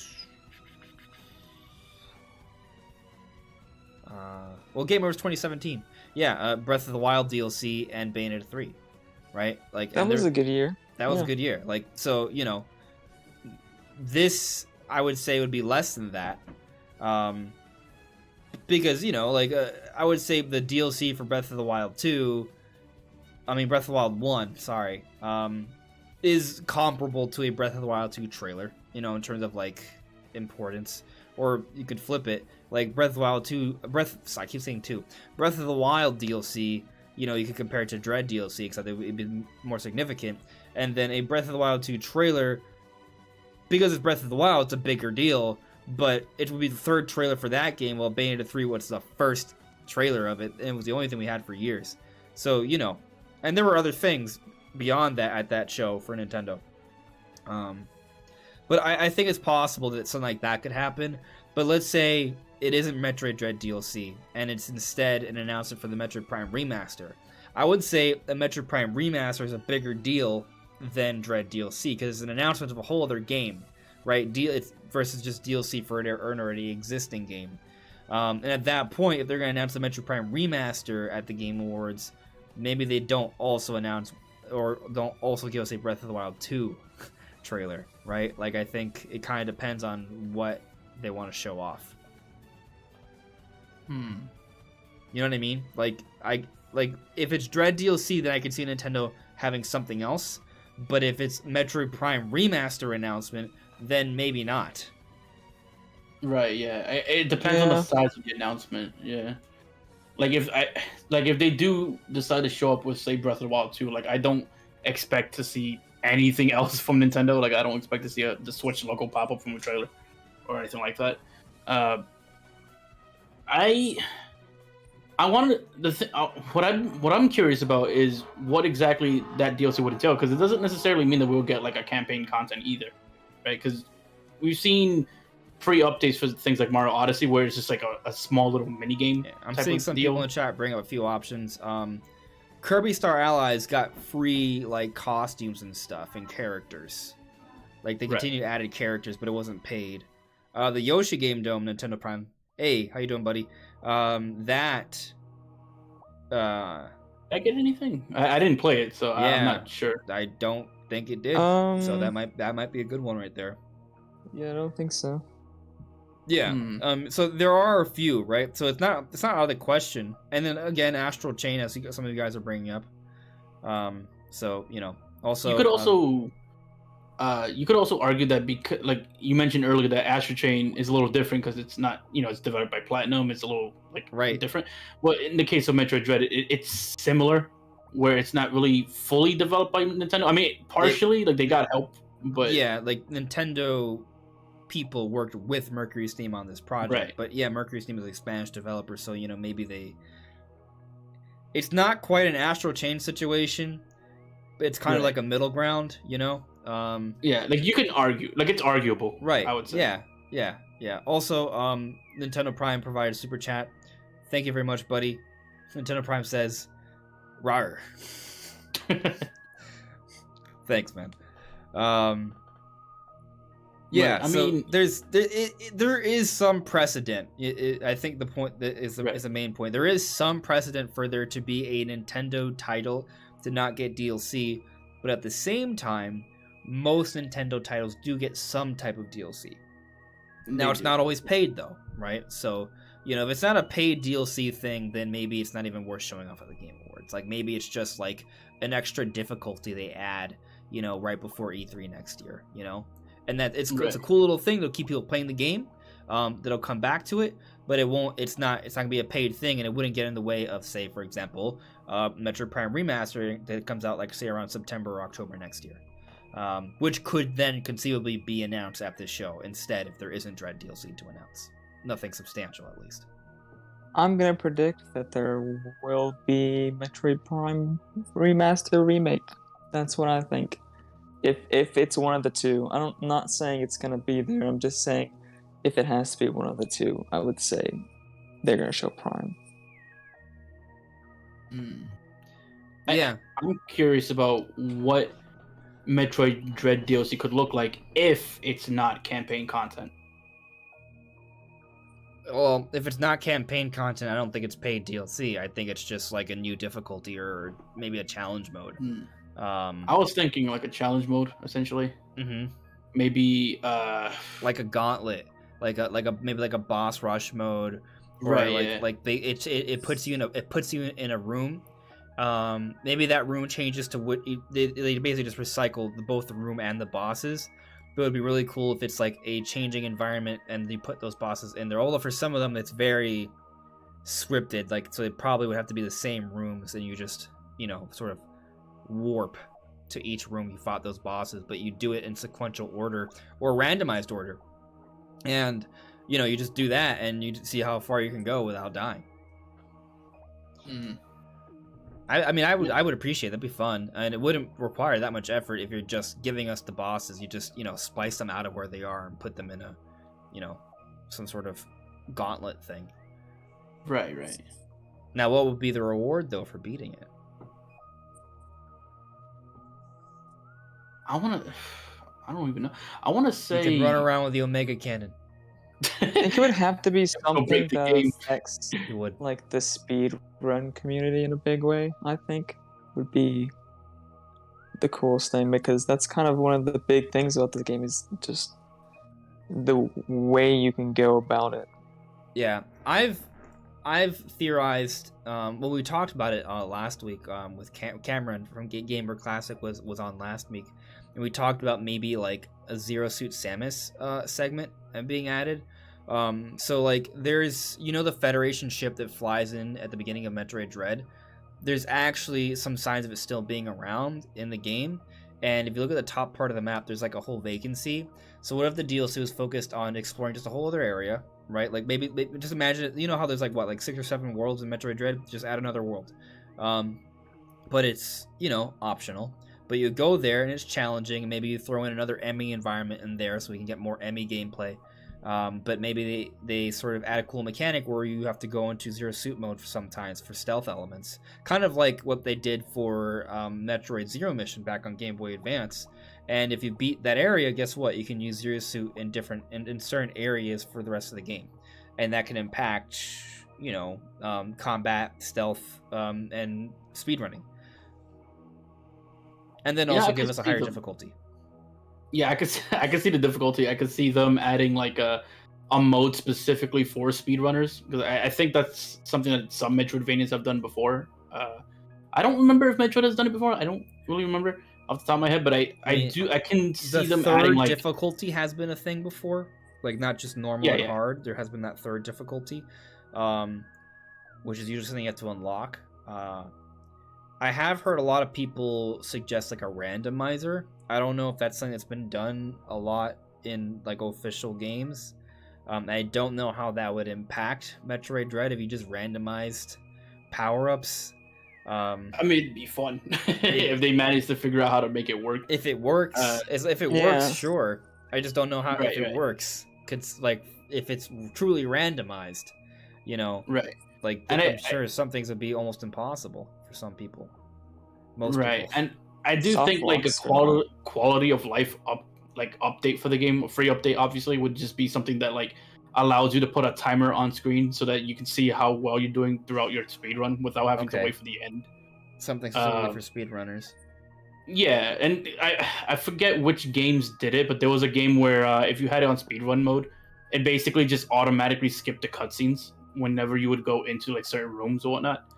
So I could see that being a thing if they want to like really hammer home the idea of like, oh yeah, you speedrun this game, play it a million times and just get through it and just get the best time you possibly can. Like maybe you can have something like that where there's just a timer on screen, skips the cutscenes for you, and you just go, Yeah. Yeah. That would be. I think something that involves speedrunning, and I think is probably what they would show. I would just either love of the those new would work. Yeah, I would love the new difficulty that wouldn't just make things like harder by doing more damage, but like actually like the enemies have like different attack patterns. Maybe even like change like different attack patterns where you have to figure out a new way to beat different enemies. That would be cool. That will require a lot of work though, so it's unlikely. Yeah. There's a lot of different things they can do, like in terms of rewards too, because there's all that speedrunning stuff. Maybe Zero Suit Samus. There is the final suit of the game. Like, what if you could play through with that? What if you could play with the fusion suit? Just like a throw in there. I mentioned the Omega Cannon earlier. Maybe that breaks the game, but it'd be cool if you could use that outside of enemy areas. So there's a lot of things they can maybe do. So it's tough to pinpoint exactly what, but there's a lot of point is a lot of possibilities. So if they wanted to do Dread DLC, they could, and I think it would be a good time to announce it at the Game Awards. But it's one or the other, right? It's not Metroid Prime Remake and Dread DLC getting announced. It would be one or the other. That would not happen. And because Metroid Prime Remake is supposedly coming out next year, it does give me some pause for concern to the whole Dread DLC hype train. But maybe there's a middle ground here where it's Dread DLC, but it's not like a full-on campaign thing, but more of just like a randomizer, new difficulty challenge thing. But it's cool. That offers more gameplay, maybe like a new game plus sort of thing, but it's not, even paid DLC. It's just something they add later on. Which could still conceivably get announced at the Game Awards, but they don't have to if it's something lesser like that. Yeah. But I'll stick to my prediction. There will be something at the show. My initial prediction was Dread DLC, but considering that Prime Remake is supposed to also come out next year, that kind of gives me some doubt, because I don't think both can happen necessarily. At least not like a full out like DLC where there's a wave 1 in the first half of the year and a wave 2. Something Metro I think is showing for the Game Awards. That's what I feel confident at this stage. Yeah. I have a hard time seeing both too. The only way I could see Metroid Dread and the remake releasing at the same time, or in the same year rather, is if there's some kind of connection between the two. Mm. That's maybe the only thing I can think of. Like maybe, I don't know, like you own both, and maybe your Dread save makes your armor look like, I don't know, like the whatever it would look like a Metroid Prime, Like the various suit in Metroid Prime. Yeah, Maybe. yeah, something like that. Like just a small cosmetic chain that would tie the two and together. it maybe goes both ways, right? Where you can use the base suit in Prime Remake. Oh yeah, that's good. Yeah, because there's even like a fusion color that in the original Metroid Prime as well, because they did that as cross promotion between Metroid Fusion and Metroid Prime. Yeah, maybe they'll do that again. Like maybe that's like the only way I could see it happening. There would have to be some kind of connection. Yeah. That'd be cool. I have a few ads in the chat, so I'm gonna get to those. Let's see here. Collins Perkins Taylor. Samus Hunter suggests that Monster Hunter Stories 2 is going to get paid DLC, which should be at the Game Awards. That could be at the Game Awards. That's like a third-party thing I could see happening. It wouldn't be like... I don't think that would necessarily get in the way of like a Metroid or a Zelda announcement occurring, but it's like one of those like third-party things I could see showing up. Yeah. Varen Verby, did you turn off the epic Metroid background music? I did not. It should still be there. It's there. Should be. Let's see here. John Delmore added me. What are you more hopeful for? Prime 1 remake trailer, Prime 4 trailer, or Dread DLC? Prime 4 trailer, I think that's the least likely. So if you're holding out hope for that, in my opinion, you're going to have to wait a little while. A little while more. I think maybe E3. Yeah. I think this Game Awards could be interesting because I think it could give us some insight into like what to sort of expect for the timeline here.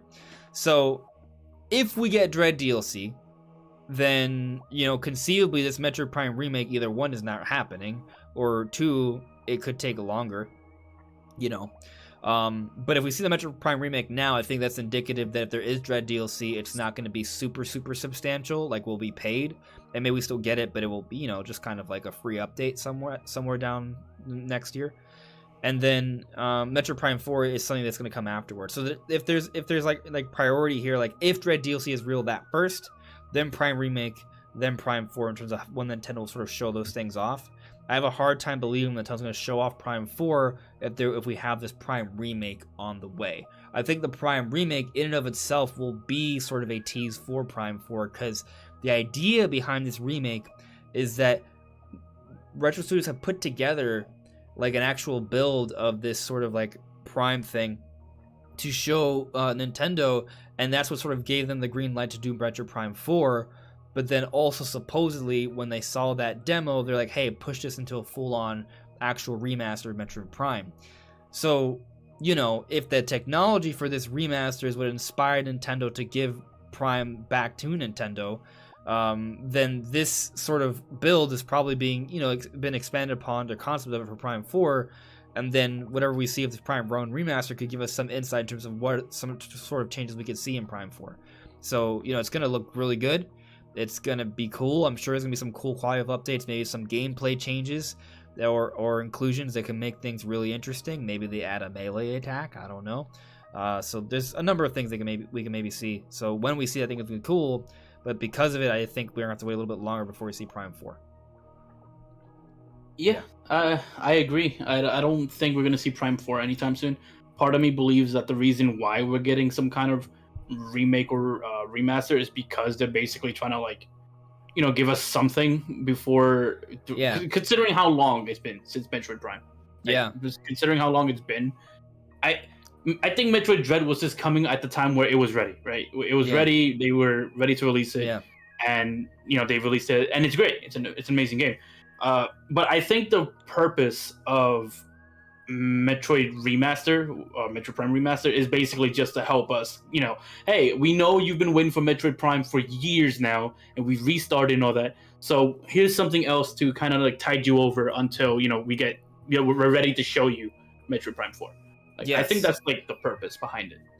At this point, they might as well just tie the next Nintendo system in with the marketing for Prime 4 and just have that be one of the launch games and have it be A cross-gen. cross-gen.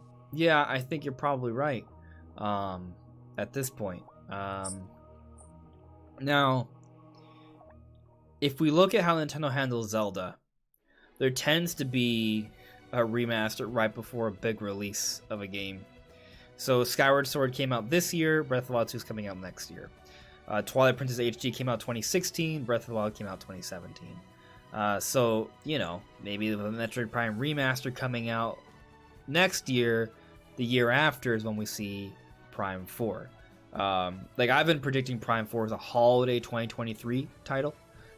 So, you know, or speculating, really. I don't know if it's like prediction, speculation. They're a bit of a blurred line situation there. But, yeah, so, you know, Metroid Prime remake remaster first. Now, the idea is that this remaster is a little bit more significant than what we've seen for Skyward Sword or Twilight Princess HD, but we'll see when they actually show that off. Yeah. So, if you guys had to pick, what's more likely? Dread DLC or Prime remake?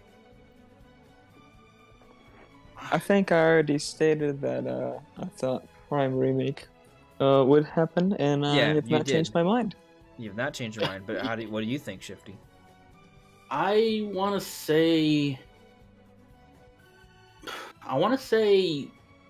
Dread DLC, but actually no. I'm gonna say remake only because this is specifically the Game Awards. I feel like, because in general, when I think of the two generally, I think of like Dread DLC just being a more likely thing. It just seems like something that's inevitable. But I just feel like I have a hard time believing that Nintendo is just gonna go to one of the biggest events of the year and just show Dread DLC and nothing else, really. So my mind wants to go to remake because of the event itself.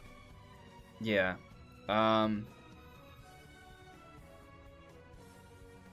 If my opinion has been if it's Dread DLC, it's because we're also getting Breath of the Wild 2 showing off. Right.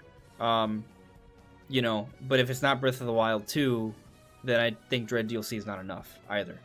I think that there's got to be something else. But a Metroid Prime remake, that'd be cool. Now, you know, can we envision a scenario where we get a trailer for a Metroid Prime remake and Breath of the Wild 2? Is that too much? I mean, well, okay, maybe, and this is me being really hopeful, like extremely hopeful, but maybe if they put the remake, and I know we established earlier this is something for the main show, but maybe if the remaster/remake is a pre-show thing, I could kind of see it happening. Unlikely, but I can see it happening. But something has to be in the pre-show. If you're going to have two big things like that, I feel like one of them's going to be relegated to the pre-show, and one of them's going to be the main show big attraction, like announcement. Yeah. That's a fair bet. I think it would not be in the pre-show, but I also think it's a little... We're treading on thin ice if we're expecting for two big reveals like that in the main show. Yeah, I'm not going to predict that. I don't think it's impossible though, right? Because again, I mentioned like when we got the Champions Ballad DLC and Bayonetta 3, like that was pretty big. You know, I would say that would be comparable to what we're alluding to here. But that's like one of the bigger years, right? So, you know, to expect every year to rival one of the most hype years, that's hard to say. Also, you know, that was the first year of the Switch, right? So Nintendo really wanted to hype things up, you know, so they were more inclined to kind of have more things to show off, right? So that's something to consider. But on the flip side, people have been alluding to how 2022 seems to be a really stacked year. What if Nintendo wants to go gung-ho again in 2022 and they have more things to sort of announce and show off? So maybe that does make it more likely that we see a few more cool announcements this time around compared to the last couple years. I mean, it's possible. Yeah. It's all possible, but what's the most likely, right? I would say the most likely is not both. Right. Yeah. But I think if you're if your expectation is to get either something Metroid or either something Zelda, I think you'll be okay. I think there's a good chance that we get at least something from one of those two. It's realistic. Like I think it is realistic to think either Metroid or Zelda is gonna like show up. Yeah. Just because again the timing of everything with Metroid and just we know Breath of the Wild 2 is coming. We know they're gonna want to hype it up. Yeah. It's realistic to expect something from one of those two. Both though is that's almost dreamlike scenario. Almost. Yeah. Like it's still. Yeah, you gotta be real optimistic to predict that. Yeah. It's tough, but I mean, who knows? You know, I mean, you could hype yourself up for it, but I would hope that people would be a little, like, don't set yourself up for disappointment. You know, like you want to have realistic expectations going into these sort of events. And don't get me wrong, it'd be amazing to see both, but I could see Nintendo choosing one and then maybe keeping the other one for like an early next year direct, right? For like their big announcement, right? Yeah. Yeah. Yeah, for sure. I want to see everything. But I think every time at the Game Awards, there's always like, I didn't get exactly what I wanted. They just gave us Smash DLC.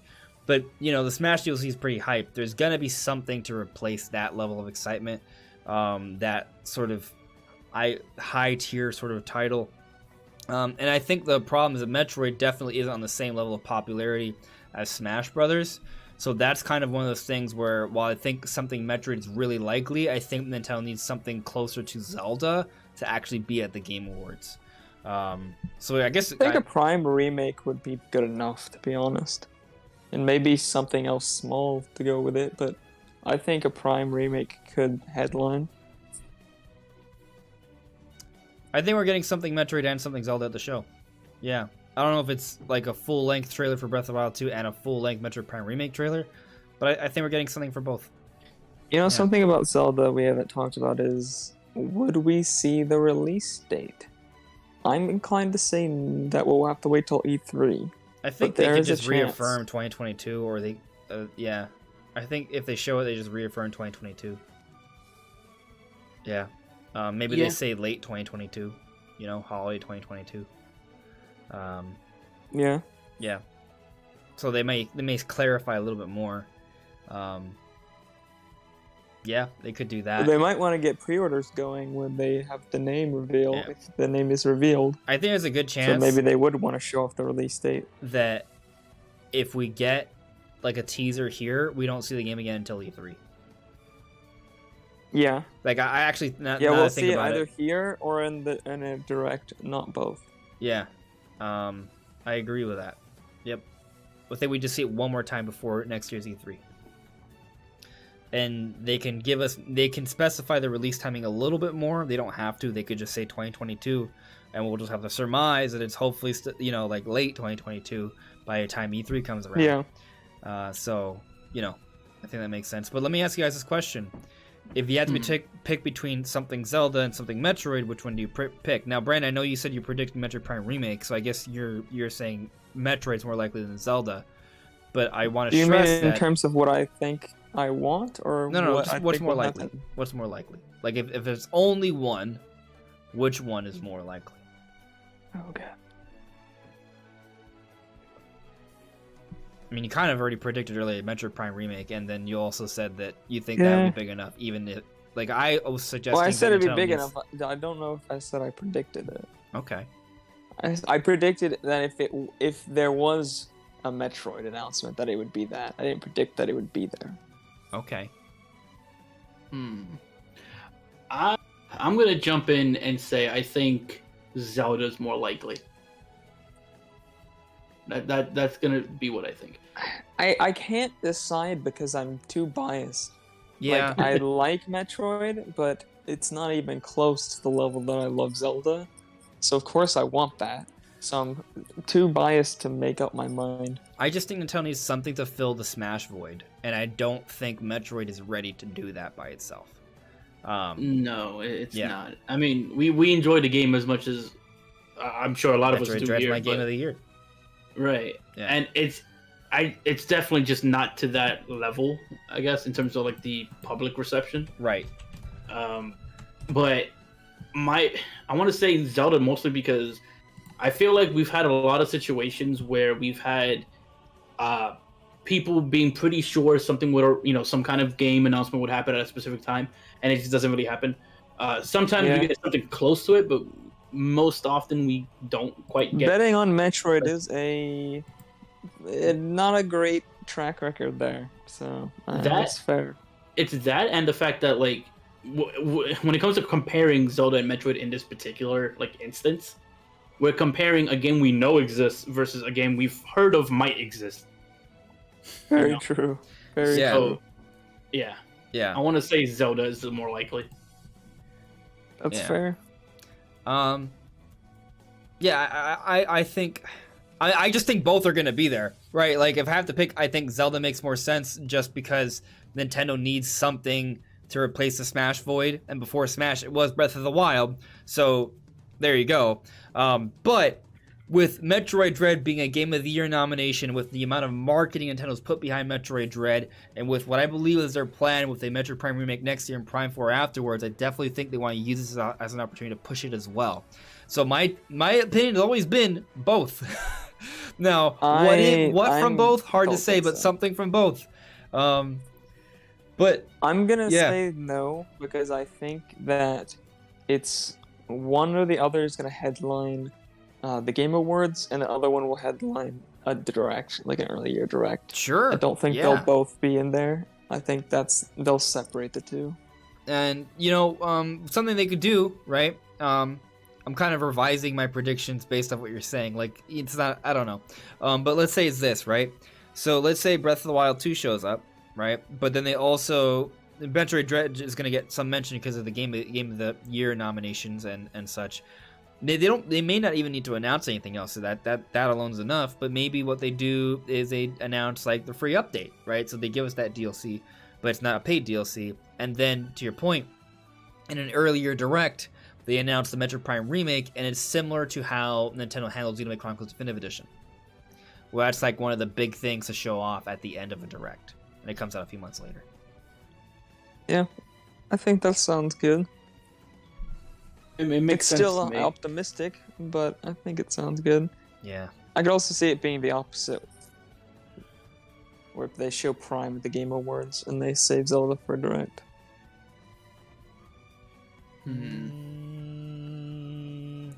It's hard. I don't know. No, I think Zelda's more likely. In general, I just think Zelda's more likely. And if they were gonna like push Zelda to, I definitely if we think don't, it's more likely that way. I'm just saying. Yeah. I think if we don't see Zelda at this Game Awards, I think it's a guarantee that like we'll see it E3. Like I don't think there's any worry about that. I don't think at all. Yeah, I think it's guaranteed to be at E3 regardless of what else is shown off beforehand. But I have a hard time believing Nintendo makes us wait a whole year to see it again. Right. Could happen, but I don't think so.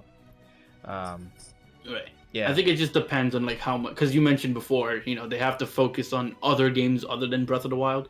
Yeah. So if they don't show it here, they're gonna show it at E3 regardless, like you said. Yeah. But I think it's just the magnitude of how much they're gonna show changes. Yeah. But we've been mentioning a lot of Metroid and Zelda. Is there anything else you guys have a hope or a prediction of to see at the Game Awards? And then we'll talk about nominations after that. Maybe if I've mentioned the pre-show multiple times, and that's the same place they showed off Bayonetta. So maybe we could finally get a Xenoblade export and show it at the pre-show. That's a random thing to mention, but it's just that'd be nice. They've done it before with Bayonetta. Why not? There wasn't any reason for why they chose Bayonetta at that particular moment. I mean, was that the same show they showed Bayonetta 3 actually? Yes, Bayonetta 1 and 2 and Bayonetta 3 and Champions Ballad DLC were all shown off in the same show. Right. Okay. Yeah. So actually, maybe there's probably something else kind of cool that was there too. There's honestly every year there's at least a couple Nintendo announcements. So to only expect one is, I think, actually a little bit. You're selling Nintendo a little short. Now it depends on the the oomph of those announcements, right? Like a Bayonetta 1 and 2 port, kind of cool, but it's not a Breath of the Wild 2 trailer, right? Like there's certainly a difference in terms of like what it is. Like I would say a Breath of the Wild 2 trailer is more hype than most things that have happened at previous Game Awards.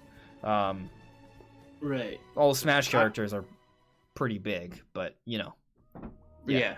What I was thinking was that if considering that, maybe we'll see the rumored Xenoblade 3 if they announce a port for Xenoblade X in the pre-show. I wonder if they would follow it up. I don't know. Although I'll tell you, I like the idea of Xenoblade X coming out before Xenoblade Chronicles 3, just because one, like it's easier for me to envision a Xenoblade X port next year than a Xenoblade 3. If there's also everything that's already been announced and a Metroid Prime remake and a new Donkey Kong, like What if it's not Xenoblade? What if it's that new IP that they're working on? Something that too. That's something could maybe appeal more to the Western audience and be more fitting to the Game Awards audience. So maybe that they show that off. That'd be nice to see. They could. I don't know if they will, but they could. Possibility. Yeah, they've been working on it for like 4 years now. I just think, like, how likely is it that Nintendo will show off a new IP at the Game Awards, though? A new IP. Because what you're alluding to, Brandon, is a new IP, right? Like, what I'm trying to argue is I think it's less likely. That I think they may want to have something that's more it might contained. be better just for a direct. Yeah. Yeah. I think it makes more sense for known quantities to show up at the Game Awards, in my opinion, than something that's entirely new. Cannot fact check this to argue that point, so I'm just saying what I think. I'm not saying I'm right. I'm just saying this is what I think. Like I think it makes more sense to do that. Like my perception is that whenever I see an entirely new IP show at the Game Awards, it rarely we're just. I just think if something's new, it's something entirely new, it's a new concept, it needs more than a very short trailer to sort of sell you on what it is, right? At the Game Awards, there's so many announcements, so many things happening, you're not going to get a 3 to 5 minute trailer. It's going to be shorter.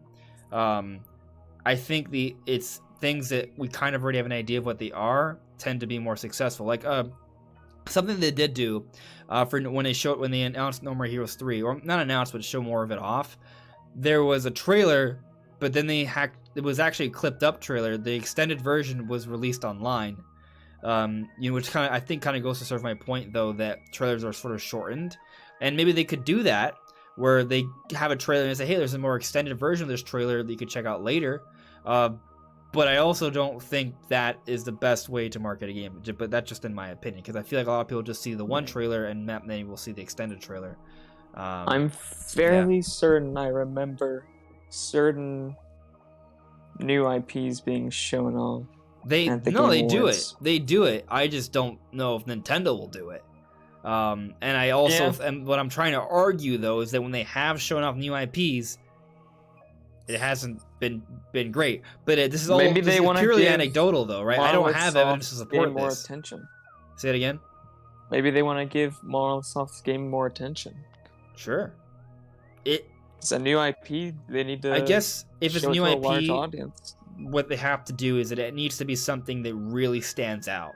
Like it's got to be an expertly done trailer that sells itself really, really well and conveys the idea very quickly.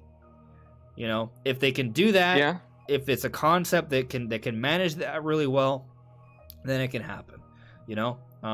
So that's fair. Yeah.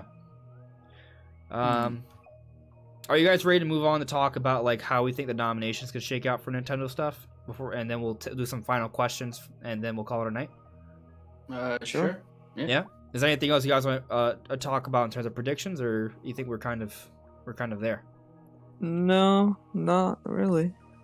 Yeah, I think we're good. Yeah. Okay, cool. So let me see if I can pull this up on the stream for you guys to see.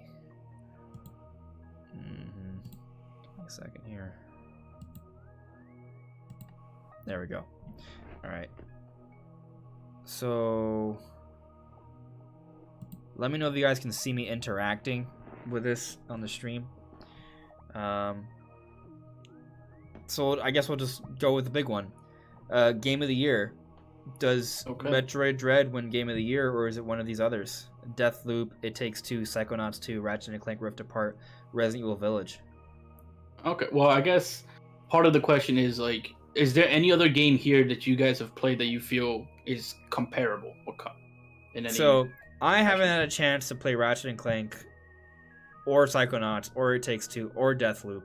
But I have played through Resident Evil Village entirely. And I'll tell you, I don't even think Resident Evil Village deserves to be in this list. Okay. Yeah. All right. And just to be clear, okay, I'm not saying Resident Evil Village is not a good game. I really enjoyed it. I thought it was awesome. But I do not think it deserves to be in this conversation. Unless every other game is just kind of like not really that good. No, I mean, I kind of agree with you, because when it comes to all the games listed for Game of the Year, the only ones I have yet to play is Ratchet and It Takes Two. All the other ones I've played. I've seen people play It Takes Two, and it's a really, probably one of the best co-op games that's been made in a long time. Yeah, I have plans to play because it is on Game Pass, so I have it installed. I just haven't gotten to it yet. But in the case of Resident Evil Village, like, I do think, from what I know and from what I've played, it does feel like it's the weakest one here. I mean, well, I'll tell you this: the Metacritic score suggests that. I made a video on this, so that's why I kind of like have the numbers just all up on my head already. I looked at the Metacritic scores of the most popular reviewed versions, right? So the PlayStation version, which was also the highest rated, got an 84 on Metacritic, compared to Ratchet & Clank, which was an 88. Psychonauts, which was an 87, Dread was an 88, It Takes Two was an 88, and Deathloop was an 88.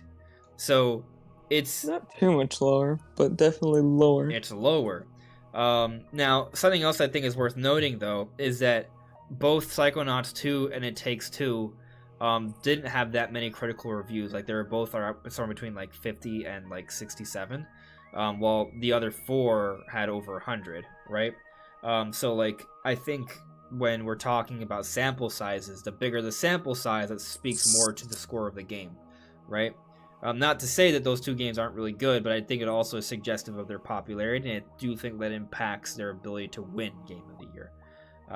Right. That's fair. Yeah. I will say that, like, the Game Awards clearly does not also completely go towards Metacritic scores either. Like, it's not not something they look at in the slightest. Because if you want to be technical, like, there are games that released this year that are brand new that that just have much higher Metacritic review scores. Like, to my knowledge, I believe Forza Horizon is like one of the highest rated games of the year, and it's not like nominated at all. No, that game I think should have been in the list. Yeah, like I could definitely should have been here. Monster Hunter Rise. Monster Hunter Rise has sold over 7 million. Yeah. It's sold a lot. It's reviewed really well. Why not? It's much higher rated than Resident Evil Village, and it's sold really well. But it isn't there. Why? Maybe because of the same reason Forza's not there. Because they didn't want to put too much bias towards one company or another. Maybe. Yeah, I think Resident Evil and Deathloop shouldn't have been there, and Forza and Monster Hunter should have been there instead. It's funny because I would argue from my personal taste is that the three here that I feel are the ones I've enjoyed the most this year is Dread, Psychonauts, and Deathloop. Like, those three. Yeah. Primarily because Dread and Deathloop both have a very similar thing where you can sequence break like a lot of the game. Okay. And when it comes to those kind of things, like, I love that in any game, just to be able to have the creativity to figure out any solution to any problem the game like hands you. So are you guys looking at my stream, by the way? I just want to confirm if you guys can see my. I have it paused because I can't turn the audio down. I just want to separately. know if my mouse is moving, like is the screen responsive or is it static? It was. Yeah, I last see time Okay, it. so if I checked. click through, people will see me clicking through. That's all I wanted to know. Yeah. Yeah. Yeah. I Okay. see it. Yeah. So yeah, for me, I would say like Dread, Deathloop, Psychonauts 2 is just like one of those games where I feel like it was extremely underplayed, and it is a phenomenal game. Also, for the record, I've already voted, guys. So if you see the voting option, I've already done my vote, so I'm not gonna double vote here. Yeah. I decided that I'm not gonna vote because I haven't played enough of the games, Good so point. I don't want. I mean, to that's vote. fair. But, Yeah, that's fair. but who's played all of them? Like, barely no one. How many of these Game of the Year titles have you I played? have not played 33%. 1 of these. Not even. I have not played any of these. I have played. Let me see. 4 out of the 6 here. You see, you're at 66%. I have watched a full playthrough, 2 full playthroughs of Resident Evil, so I know the game, and I've Okay. watched a playthrough of It Takes Two, so I know that one. Okay. And then Ratchet and Clank, I want to vote for just because it's like one of my favorite series of all time. But again, I have not played that Yeah. because who has a PS5 these Yeah. days? So- Except Now, there's two different you, things lucky here, few. right? Like, there's what you feel is Game of the Year versus what you think will win Game of the Year, right? Right. Metroid Dread is my Game of the Year. But, do I think it will win Game of the Year? I think it's between Metroid Dread, Deathloop, and Ratchet and Clank. And... Well, I think I think Metroid Dread could win Game of the Year. I think more likely it's probably Deathloop or Ratchet and Clank.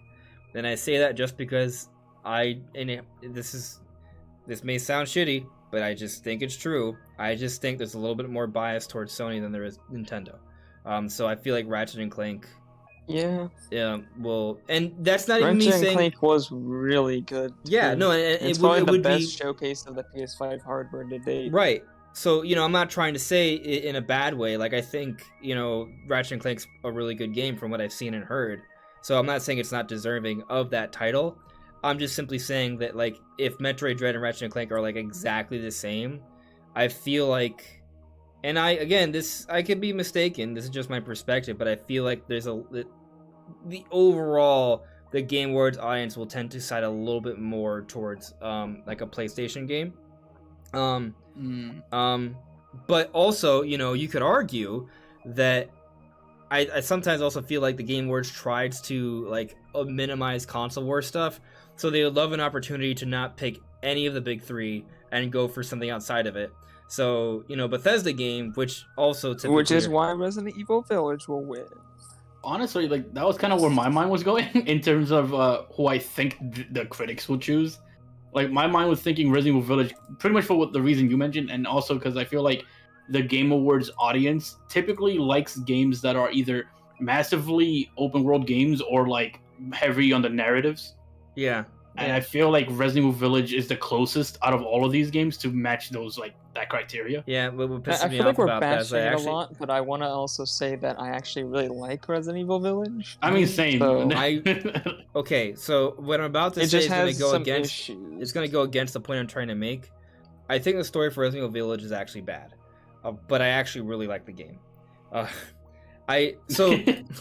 So the world is enthralling, the atmosphere is great, the story is it's captivating. I just don't like the way it ends. And I think for a story, that's a big deal. If your story doesn't end well, that's bad. I think sometimes like it's bad. So I'm not saying the story is terrible. I'm just simply saying it's not. I wouldn't consider it like such a strong story that's deserving of Game of the Year. I would argue it's one of the weaker told stories. But anyway, I still think it's a great game. I just don't think it deserves to win Game of the Year. And I think if they give it Game of the Year, that's a travesty of justice. Listen, look. I mean, I enjoyed the game for what it is, but I still do feel the way that I do. Like, I do think that is the one, because you can make the argument that the narrative isn't very good, the story isn't very good, but it's the only one out of all these games I could say that there's like an emphasis on it. Even if the story is bad, Like, if you feel that way, like, there's gonna be other people who look at it and go like, "Oh, that's a great story." Because for me, right, like when I look at games I like, I personally thought The Last of Us 2 story was just bad, but a lot of people loved it. I think you are wrong. I see. Opinions, man. This is a good example. Opinions, man. This is a great example of like and Last people... of Us Part 2 are some of the best stories in video. I didn't specify Last of Us 1, right? That's different.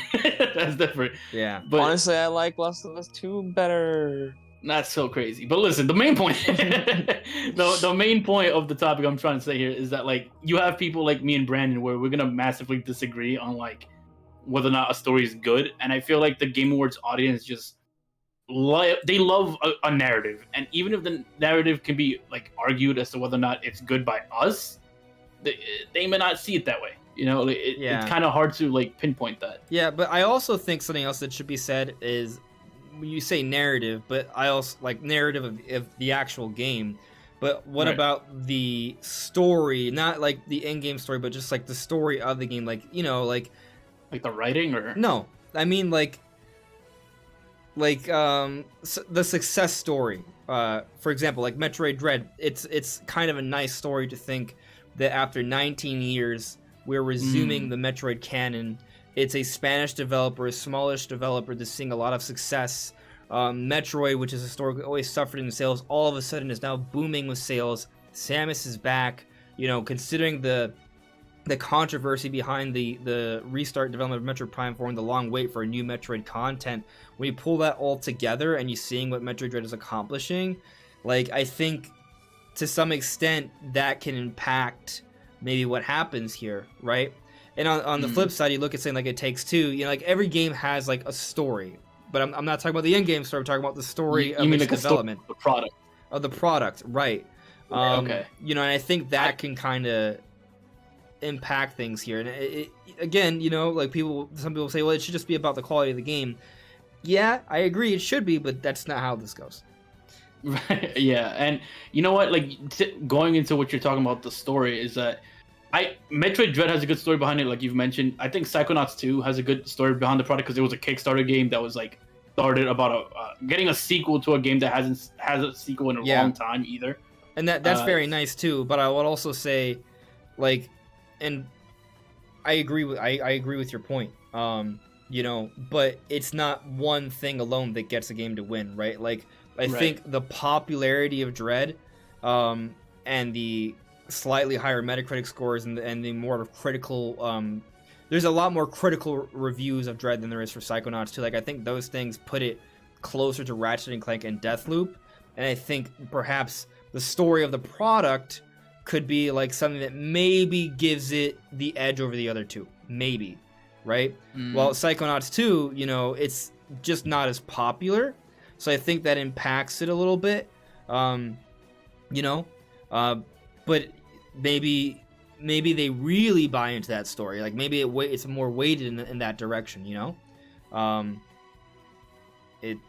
We don't know. But we've been on this particular topic for a while, so I think we should close it out and move on. Final thoughts. What do you think is gonna win Game of the Year? It doesn't have to be. Yeah, go ahead. Oof. I want Metroid Dread. My prediction for what actually wins is Village. I will also add, I think it'll be really funny if Deathloop wins because it's a PlayStation exclusive made by what's officially an Xbox studio.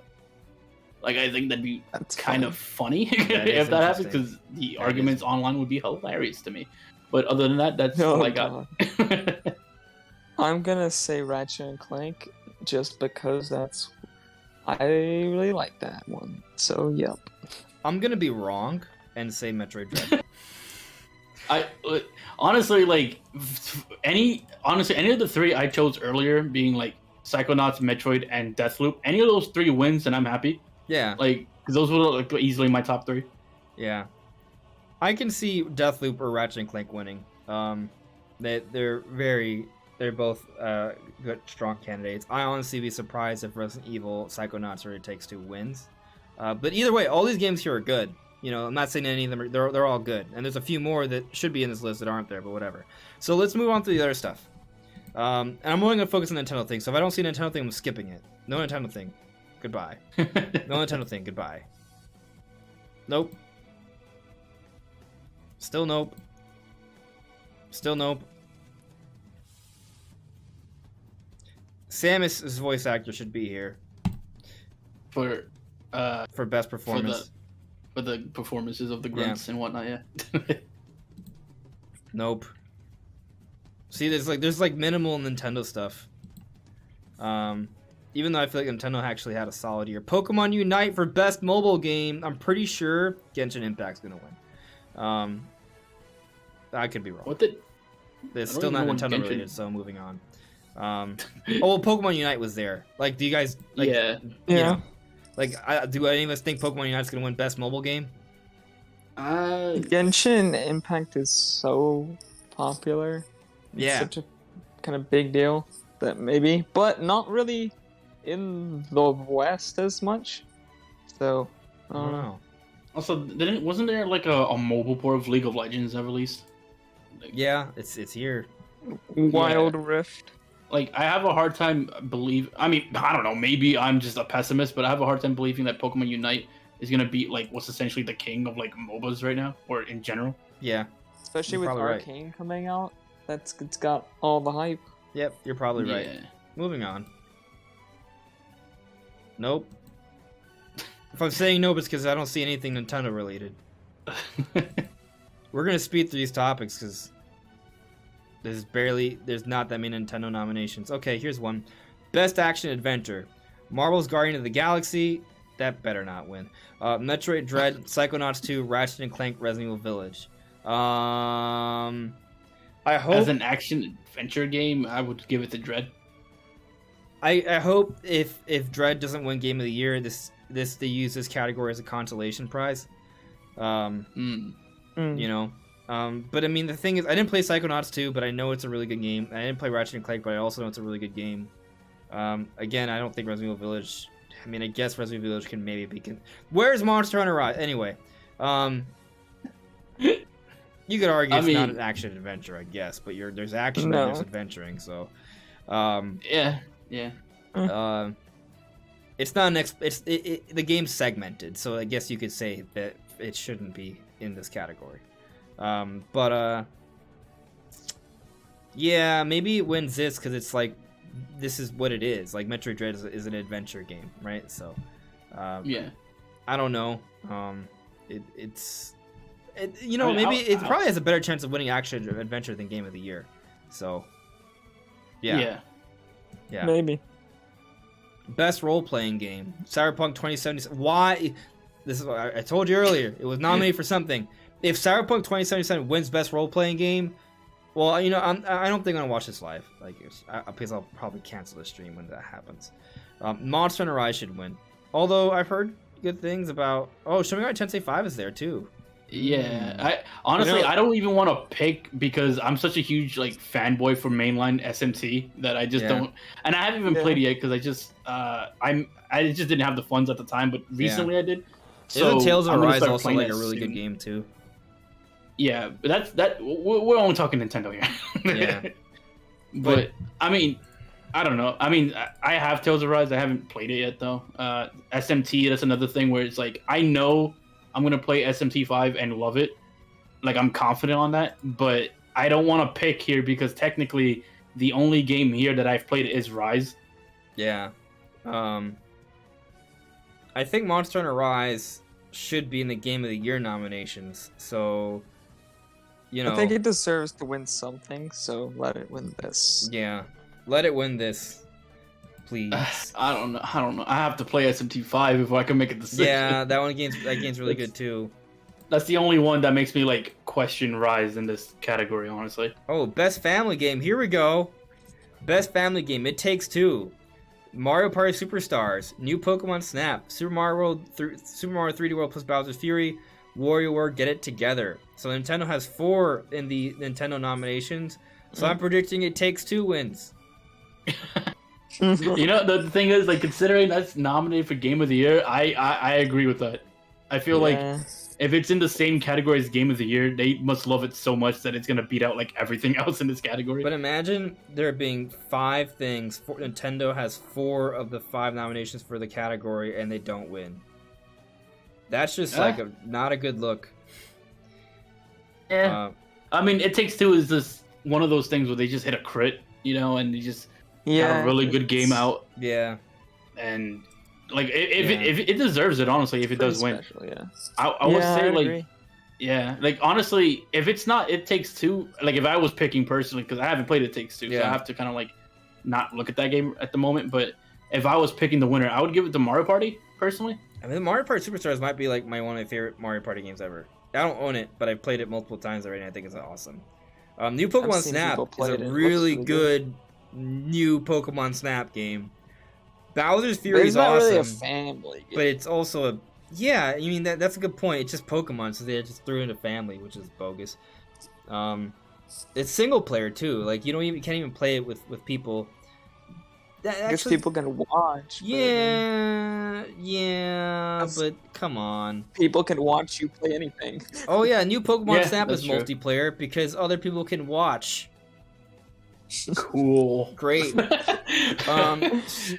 Super Mario 3D World plus Bowser's Fury, as much as I love this, like, it's a Wii U port with extra content, so I feel like that kind of invalidates it. And the extra content is single player. Well, you could play as Bowser Jr. There's like a weird co-op mode, but as a family That's like game. saying Mario Galaxy is a co-op game. I mean, it technically is. Right. It's not a good one. So from both those perspectives, even though I love Bowser's Fury, I think that's just a bogus thing. So like, I think new Pokemon Snap is great. I think Bowser's Fury is great, but I just don't think they deserve Best Family because of what they are. They're just that they probably shouldn't be in this category. But because it's Nintendo, it must be family, right? Yeah. WarioWare Get It Together. I think this is pretty cool, but I think Mario Party Superstars is better. So either It Takes Two or Mario you Party could argue Superstars. WarioWare is a bit different, newer. Also, True, it's been a while since we got one. People were really excited for it. Yeah, Mario Party's like the only one in here that's more than 2 players. Just to add that in. And we got Mario Party like 2 years ago, and WarioWare it's been a while. So true. But I think if we're just talking about like the best game for the family, Mario Party Superstars is more players. To your point, Shifty. So. That's what it has over It Takes Two, because It Takes Two is just about 2. Mario Party Superstars is about 4 people duking it out to the death. So, family. Yeah. Fair point. It's gonna be Superstars. Yeah, but they're not gonna pick Superstars. We are picking Superstars, but they're not gonna pick Superstars. We'll see. They might. They're gonna pick It Takes Two because it's about Best Family, though, right? So It Takes Two is just about 2. So I mean, maybe, but I don't know. They might look at it as like it's only 2, but it's the best experience with 2. Is about family. True. Yeah. The whole game is about family. That's a good point. Yeah. The theme of it is all about family. Anyway, best multiplayer: Back 4 Blood, Knockout City, It Takes Two, Monster Hunter Rise, New World, Valheim.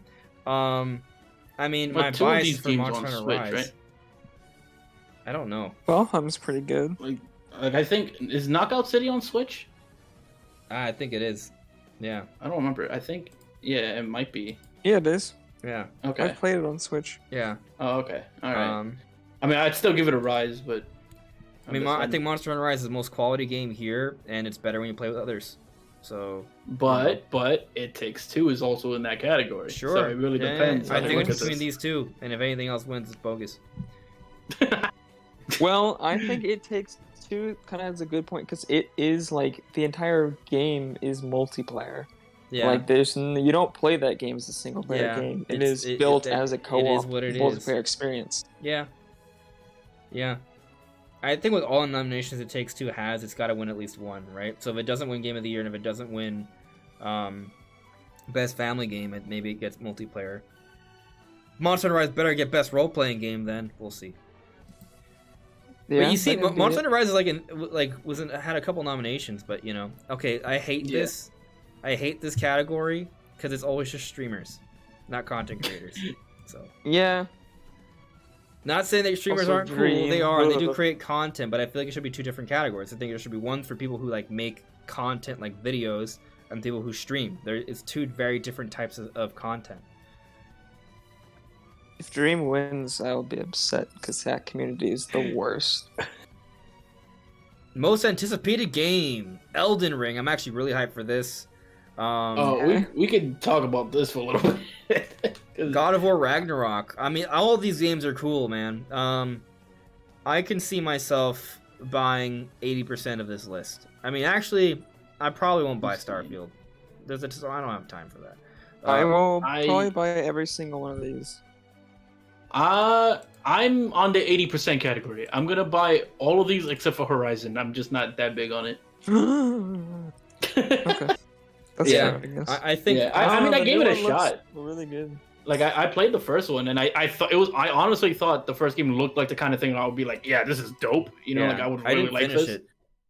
I Yeah, really I like didn't the either. combat, but I feel like the world is not that interesting. Yeah. I didn't like either. But the story's pretty good. I didn't really like the combat that much either. on Yeah. mine. Really? I thought the combat Yeah. was way better than Breath of the Wild. My thing is like I feel like you have way more options in Breath of the Wild, while like Horizon, it's more in terms of like I guess combat depth maybe, but other than that, there isn't as much options for me to have fun with. Yeah. I think the combat just feels a lot more satisfying, and the thing is, the enemies feel a lot better because they each have they all feel very distinct, and the way you take them down is different, and it just feels more refined. Zelda, you can do a lot more things, but I feel like the AI itself isn't very interesting. Maybe it's the way we there's play not the a lot games. of Because there's like not a lot of variety. my experience playing Horizon, it was just me whacking things with a stick and then dodging and then whacking things Yeah. with a stick again, and then occasionally using my bow. Like it wasn't You really gotta that. use your bow. Like it was like honestly, it just wasn't that varied for me. But I mean, regardless, is like looking at the rest of these games. Like God of War, I didn't love 2018 God of War, but I liked it, and I liked it a lot more than like Horizon. So I'm definitely like gonna play that. You know what I think Watch a wins though? playthrough of it. I thought bet- it I was bet you really, God of War really wins. well done. The category. I think Elden Ring could take that. Honestly, Yeah, Elden Ring. because Elden Ring won, I think last year's. But Didn't it? Breath of the Wild though.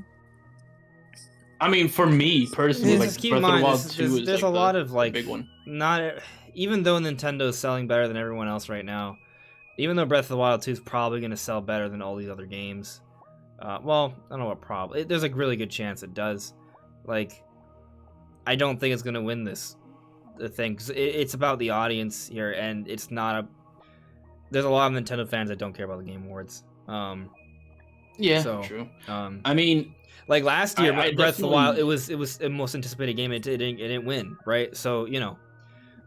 yeah, I think also the thing is, like, when you barely talk about the game, I think it does impact the anticipation levels of the public. Yeah, So, that's you know, true. while Breath of the Wild 2 is obviously my most anticipated game, and I think it's for you guys as well, I don't see Yeah. it winning. I will tell you, though, I am very excited for Elden Ring. I'm yeah. definitely planning on picking that Yeah, up. it looks yeah. good. I mean, is that like your top two? Like, if you had to give us a top two, a top three, Well, I'll tell you what this: would there's be two the- games I pretty much know I'm going to buy, and it's those two.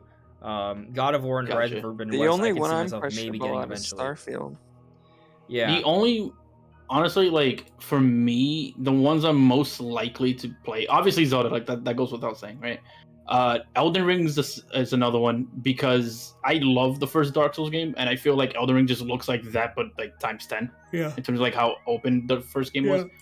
And then after that, it's Starfield, like only because like I typically love Bethesda RPGs, like just the Yeah. open world RPGs, like Fallout and Elder Scrolls. Like I play a lot of those. yeah.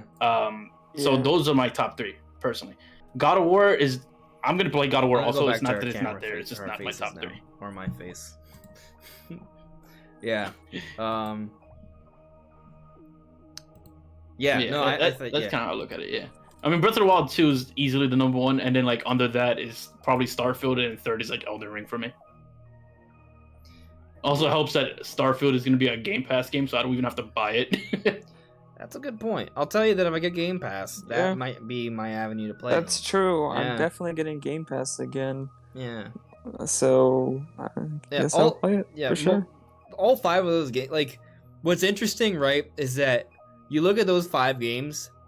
Those 5 games there are all, in my opinion, more of the game of the year style or they fit the game of the year sort of like cliche than the game nominations we have for this year. Yeah. Yeah, I can see that. Yeah. It's not to say that most of the games that have been nominated are all great. There's a few exceptions. But when it comes to the Game of the Year nominations, all of them are good. Even Resident Evil Village, which I've certainly shat on multiple times tonight. But it's a really good game, which I really enjoyed. I love like the whole gothic feel of it. I love the werewolves. I love the Lady Dimitrescu. Like, It looks like you're trying really hard to find what you're like. No. I really no. Hold on. All right. I thought that exploring the castle mansion in the beginning was awesome.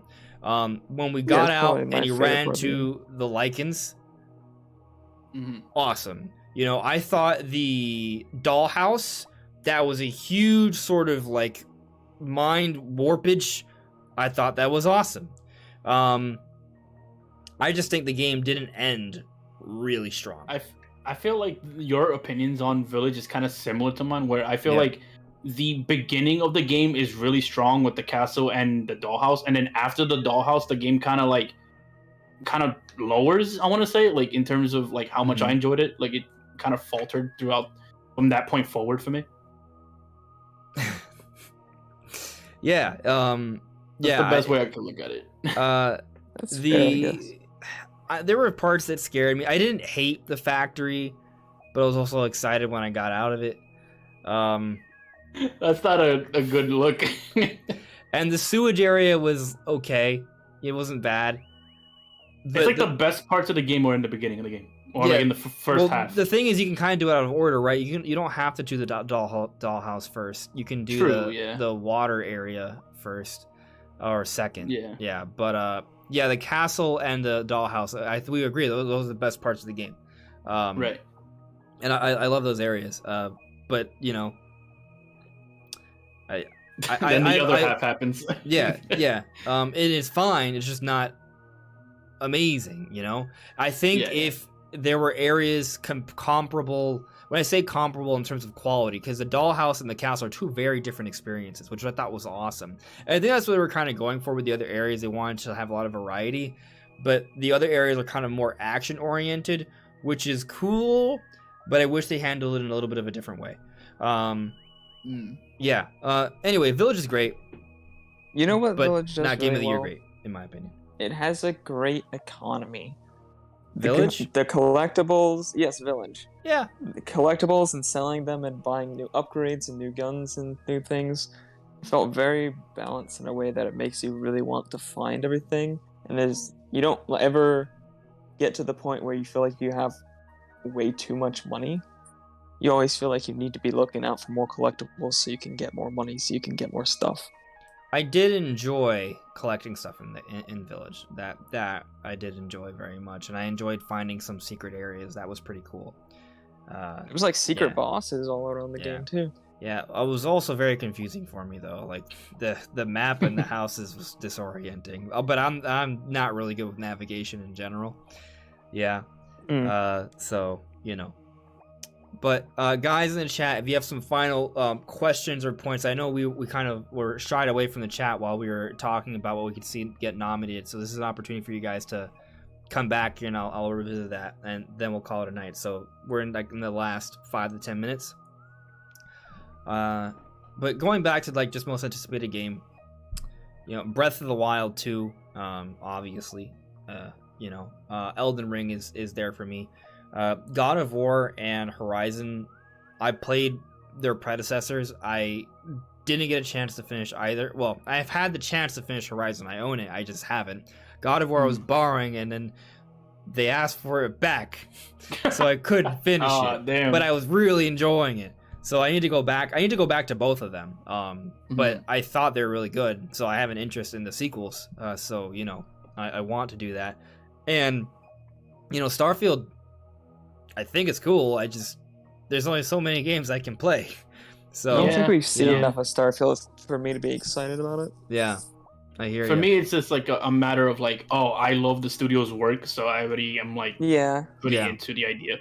It's just like I'm following the super excited studio. for Xenoblade Chronicles 3, and we haven't even. That's not even Right, confirmed, exactly. so- Yeah.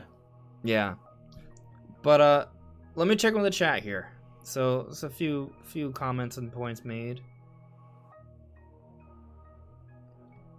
I'm reading this out of context, but I just read Birdman Senpai say, "Okay, cool, you want a cookie? You damn right, I want a cookie." I know you weren't Cookie? speaking specifically to me, but yeah, I'd love a cookie. Octo Kraken, do you think Splatoon 3 or Pokemon Legends Arceus will show up? I do not think Pokemon Legends Arceus will show up. I think that's gonna get a big blowout in January. Actually, there may be some announcements in December. What's the exact date? January 28th. Yep. I think. Jinx, Okay. you owe me a cookie. Yeah, so they'll probably have a Pokemon Direct in early January. Yeah. Oh, maybe. Yeah, maybe they'll have a Legends Arceus specific direct. Yeah, maybe. Splatoon 3, we sort of mentioned earlier. I just don't think either game sort of fits the Game Awards sort of audience. I think Legends Arceus is going to get a big push, like we just talked about, early next year or even late this year. I mean, it's a holiday, so maybe like in the beginning of January they'll just like go full guns loaded marketing, and maybe a couple things come out before then. We'll see. Splatoon 3, honestly, I see that getting a big focus in earlier Nintendo Direct in February or March. Yeah. Yeah. It doesn't seem like you guys disagree, so I guess we covered the point there. Yeah, I don't. Yeah. Octocracken, I think Splatoon 3 will be released in March to May of 2022. Those are possibilities. Lately, I've been leaning more towards the summer, but once upon a time, I was thinking earlier. I think it's too late for March. I think we would have known more about the game if it was going to be a March release by this point. Let's see here. Joycey, you have Oreos. Man, I really want a cookie. Only.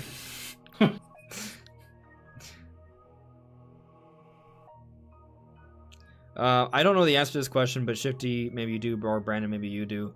Varum Verbi, is Starfield only going to be for Xbox and PC, no PS5? Yeah, actually, yeah, it's a Bethesda Yeah. game, so yeah. It's an Xbox and PC thing, yeah. Yeah.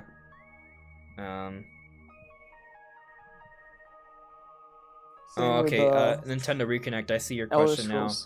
Could we see Mario at the Game Awards? I think there's a decent chance we see Mario and Rabbids Sparks of Hope. I do not expect a brand new 3D Mario announcement or a 2D Mario announcement at the Game Awards, but I could see Sparks of Hope getting like another trailer. Yeah, we haven't seen that much of the game. Yeah. They just showed the same trailer at two different. Yeah, maybe we events get in a release, more of Yeah. a release timing for that at the Game Awards. Actually, I could see that. there. Yeah, Like if I had maybe to the pre-show. if I had to pick like a big third-party game that's coming to Switch that's going to show up at the Game Awards, I think Mario Rabbids Sparks of Hope is probably the best bet. I think Monster Hunter Rise and Resident Evil, I could see those being talked about later on. Monster Hunter Rise Sunbreak, the DLC expansion, right? And then with Resident Evil, it's not even confirmed yet, so... Monster Hunter Rise does not need to be here. People kind of know about it. Yeah. And there's not really anything that they could show that would be super quick. That'd be really just more of worth the it. expansion, you know. Yeah, let's just wait for a direct so you can actually show it. Now, if they're gonna do another like crossover thing where they're gonna add like a monster or a character or skin or something, maybe they could do that, which would be a quick little 30-second trailer. That could happen. Octo Kraken, do you think Kirby and the Forgotten Land will show up? No.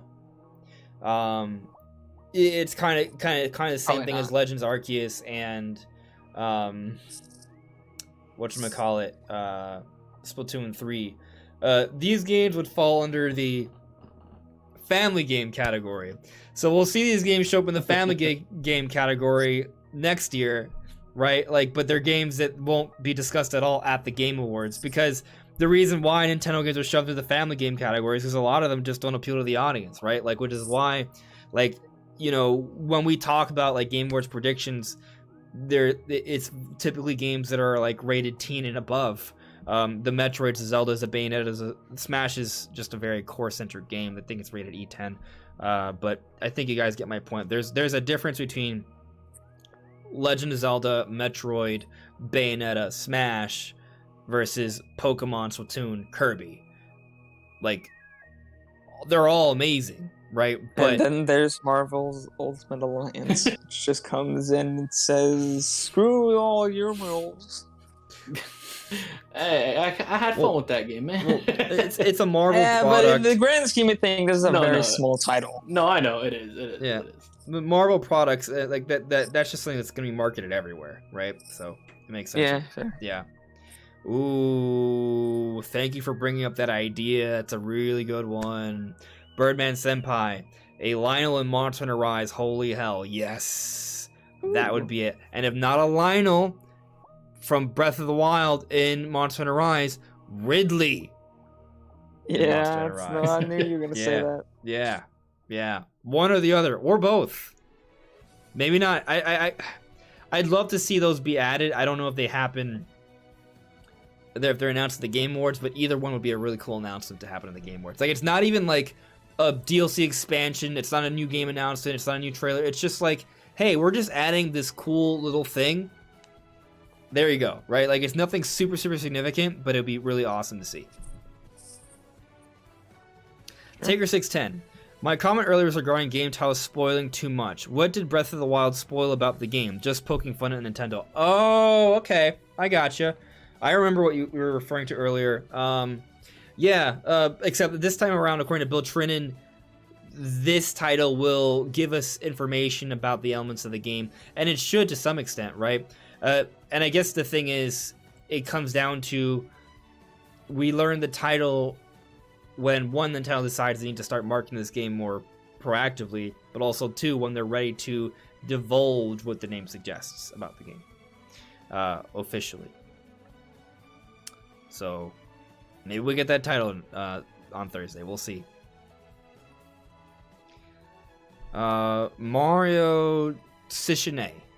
When will there be finally a new 2D Mario? The last is 9 years old. Maybe next year with the movie. Hey, you know what? While I don't expect the next 3D Mario next year, a 2D Mario next year actually sounds like a pretty good idea. But that's challenging, though. Like, how does Nintendo handle 2D Mario now? I think, in a way, Nintendo put themselves in a bit of a corner when they started the Mario Maker series. So you could argue that is 2D Mario, right? Like, you can just make a whole bunch of 2D Mario levels. So, like, if they do decide to make a new 2D Mario, those 2D levels have to be things they cannot be accomplished with Mario Maker. They cannot be replicated. So that kind of... I think they need to do something new. I don't think they can come out with... Or they probably can, but I don't want them to come out with, like, another new Super Mario Brothers style.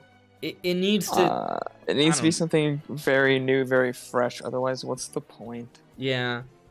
I don't know. Maybe that's why they're okay with the Paper Mario games having more of a narrative now. You know, they're like, maybe they think that can kind of fill that void a little bit of the 2D Mario's being gone. It's honestly a really interesting question. Like, this is a video idea. Like, what's next for 2D Mario? Like, because I don't know. It's how do they handle that? Like, what can they do? Like, they can't just be done with 2D Mario though, because that sells. That there's so much potential there. It makes too much money. Yeah. Yeah. But what do they do? Where can they go from Mario Maker 2? You know, like, because you can create almost anything with that. They might.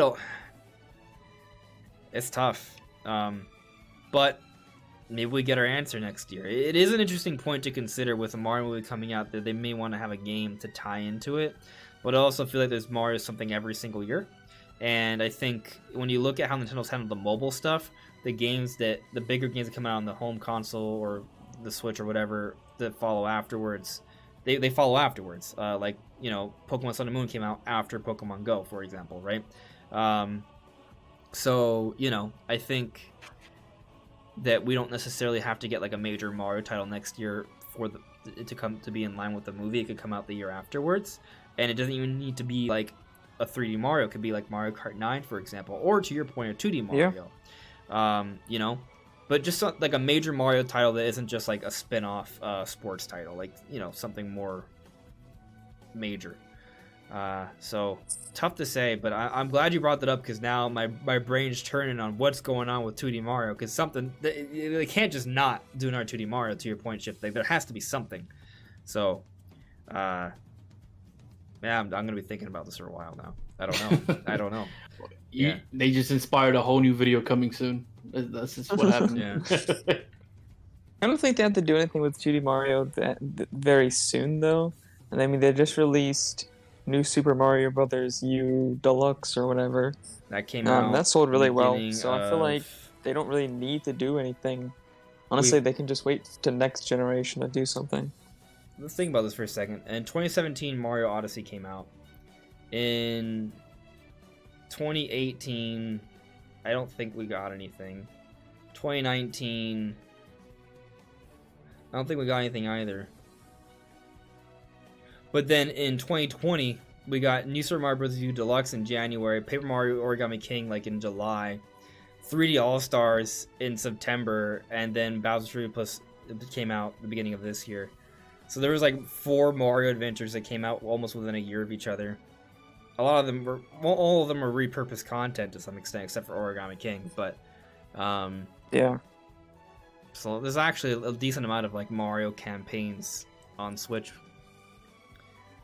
So I don't know, but I do think it's possible 2D Mario. Ronnie Fazio, I get you on Resident Village, man. I'm sure you enjoyed the Lady D like the rest of us. Winky face. Yeah, No. yeah, it was fascinating. I'll tell you that. I really like the boss fight because it was just like fighting a giant. It was she turned into like a giant dragon or something. It was crazy. Yeah. Yeah. Oh, my chat just popped. Varen Verby, they can make a fancy 2.5D style. Maybe they could. Maybe they could. I guess the interesting thing when like more and more I think about it, right, is that you already have 2 different styles or like 3 different styles for 3D Mario, because you have 2D Land and 3D Land, or 2D Land.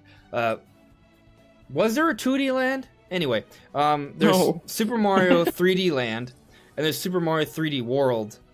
No, the thing is, there was a Mario game before 3D Land that has land in the title. I think it was a Game Boy Mario game. Super Mario Land. Super Mario Land. Yeah, there wasn't a 2D, but you know, and it was a 2D Mario. Yes. But anyway, so like you have the 3D Land, 3D World variant Mario games. You have the Mario Galaxy games, and then you have games like Mario 64 Sunshine and Mario Odyssey. You know, those are all kind of like different styles. Like you have the open sandbox games. You have, well, Galaxy and 3D World, 3D Land are kind of similar. Sort of like semi-fixed angle, sort of A to B progression, mini little submissions, sub levels. So like those are 2 different styles. And then you have 2D Mario, right? But then 2D Mario has the Mario Maker series, and then there's just like the base campaigns. But whoa, hold on a second. I think I was wrong about something earlier. I'm just correcting myself. Mario Maker 2 came out in the same year as New Super Mario Bros. U Deluxe, and that was in 2019. I said New Super Mario Bros. U Deluxe came out in 2020, so I was wrong on that. Sorry. But what's interesting about that, though, is that it came out, like, they released Super Mario whatever 3D, the Wii U port, Super Mario Bros. U Deluxe. That came out months before Mario Maker 2. I think you don't do it the other way around, because Mario Maker can just make Mario levels. But strangely, I think that's actually outsold Mario Maker. So, you know, more reason for them to eventually go back to 2D Mario.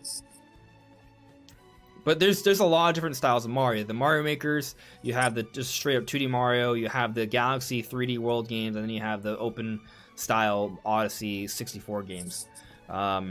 So what they do next, I don't know. And obviously it doesn't count like, you know, Paper Mario, right, which has the more RPG centric ones and the more adventure centric ones. And there's Mario and Luigi, which is just straight up RPG. Like it's just there's so much Mario. Yeah. There was Mario and Luigi. It's dead now. RIP. Yeah. Or maybe they come back with it. Maybe they bring it back. I really hope they do. Yeah, I hope they bring back Golden Sun before that, though. Same. Yeah, like I'm just saying, Never if it tells me played bringing that back still, RPGs, no. bring back Earthbound and Golden Sun before you bring back Mario and Luigi. Oh, I'm sure there's a lot of Mario and Luigi fans, but you know, there's a lot of good Nintendo RPGs that need to be brought back. An amazing RPG, bro. Yeah. Octocracker, what about that rumored Donkey Kong game? I think it's real. It's just a matter of when, and we'll see. Probably not at the Game Awards. Doesn't sound it'd be a like nice this. surprise. Be a really nice surprise, but I'm not prepared for that yet. Alex Christie, you think Xenoblade 3 has any chance at the Game Awards? Personally, I don't consider they always fail to acknowledge the series. Yeah, I think it's unlikely, but I think my vibe is it's more likely than Donkey Kong, just because this is gonna sound dumb, but I guess like the energy this is a terrible way of wording it, the energy for Xenoblade 3 seems to be like that an announcement could happen any moment. Donkey Kong, while it could also technically happen any moment, like there have been actual people saying that an announcement is imminent. Now for Donkey Kong, we haven't really necessarily heard that an announcement is imminent, just that it's real. So you know that's Yeah, why. we don't really know much about it at all. Yeah. So you know, I would say Xenoblade is more likely, but then I don't even know if it's very likely for the Game Awards. Even though I think the game could appeal to that audience, it's just that, to your point, the series hasn't gotten that much acknowledgement at the Game Awards, and JRPGs in general tend to not get that much acknowledgement. I mean, heck, we were talking about how Monster Hunter Rise. It's not even. I don't even know if it's fair to call it like a JRPG. I guess it's a game. I don't. Monster Hunter Rise is, I guess, sort of an RPG, but it's more of an action game to me. You know. It's more of an action multiplayer game to me than an RPG, even though it has RPG elements. But they're just shoved into best role-playing game. I just don't think Eastern RPGs in general get proper attention at the Game Awards. So that's the issue with Xenoblade 3 getting shown off there. They could still do it. It just probably won't get a good nomination the year after. But whatever.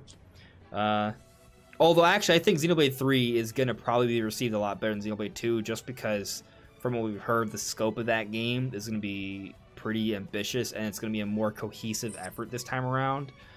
So the game, I think, is probably going to hit the ground running a fair bit harder than Xenoblade 2, even though I love Xenoblade 2.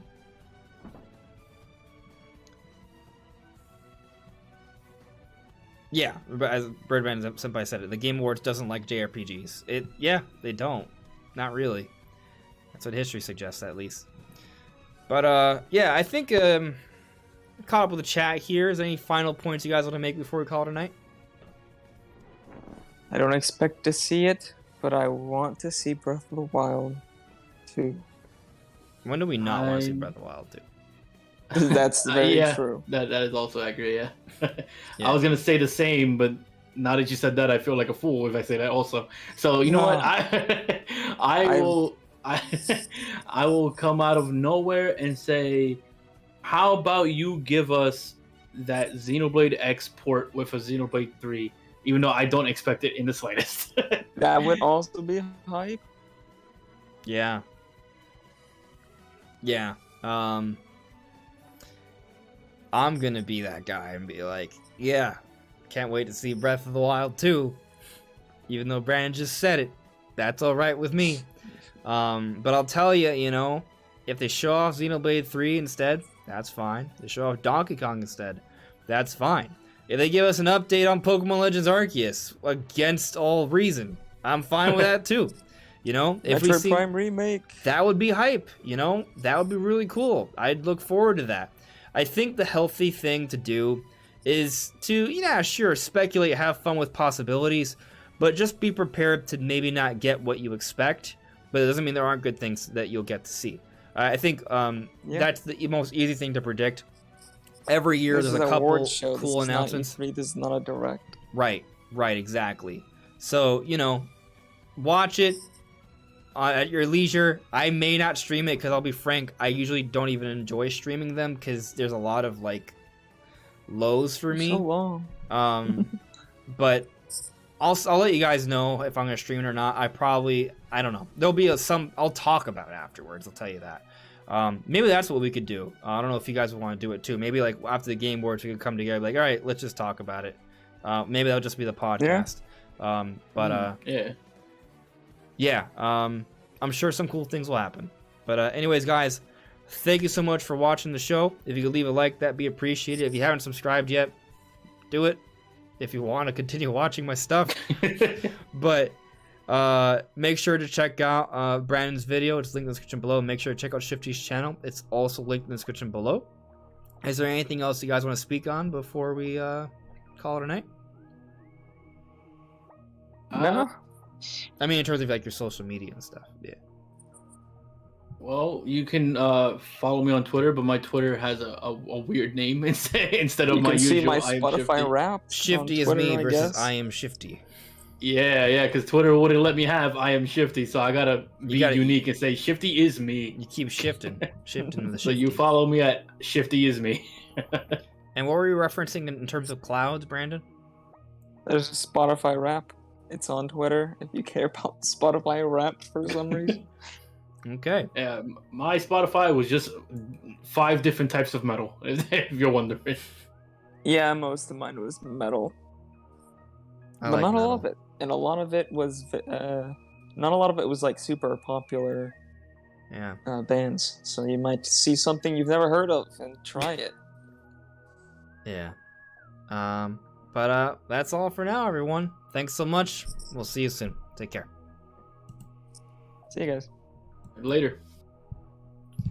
Sweet.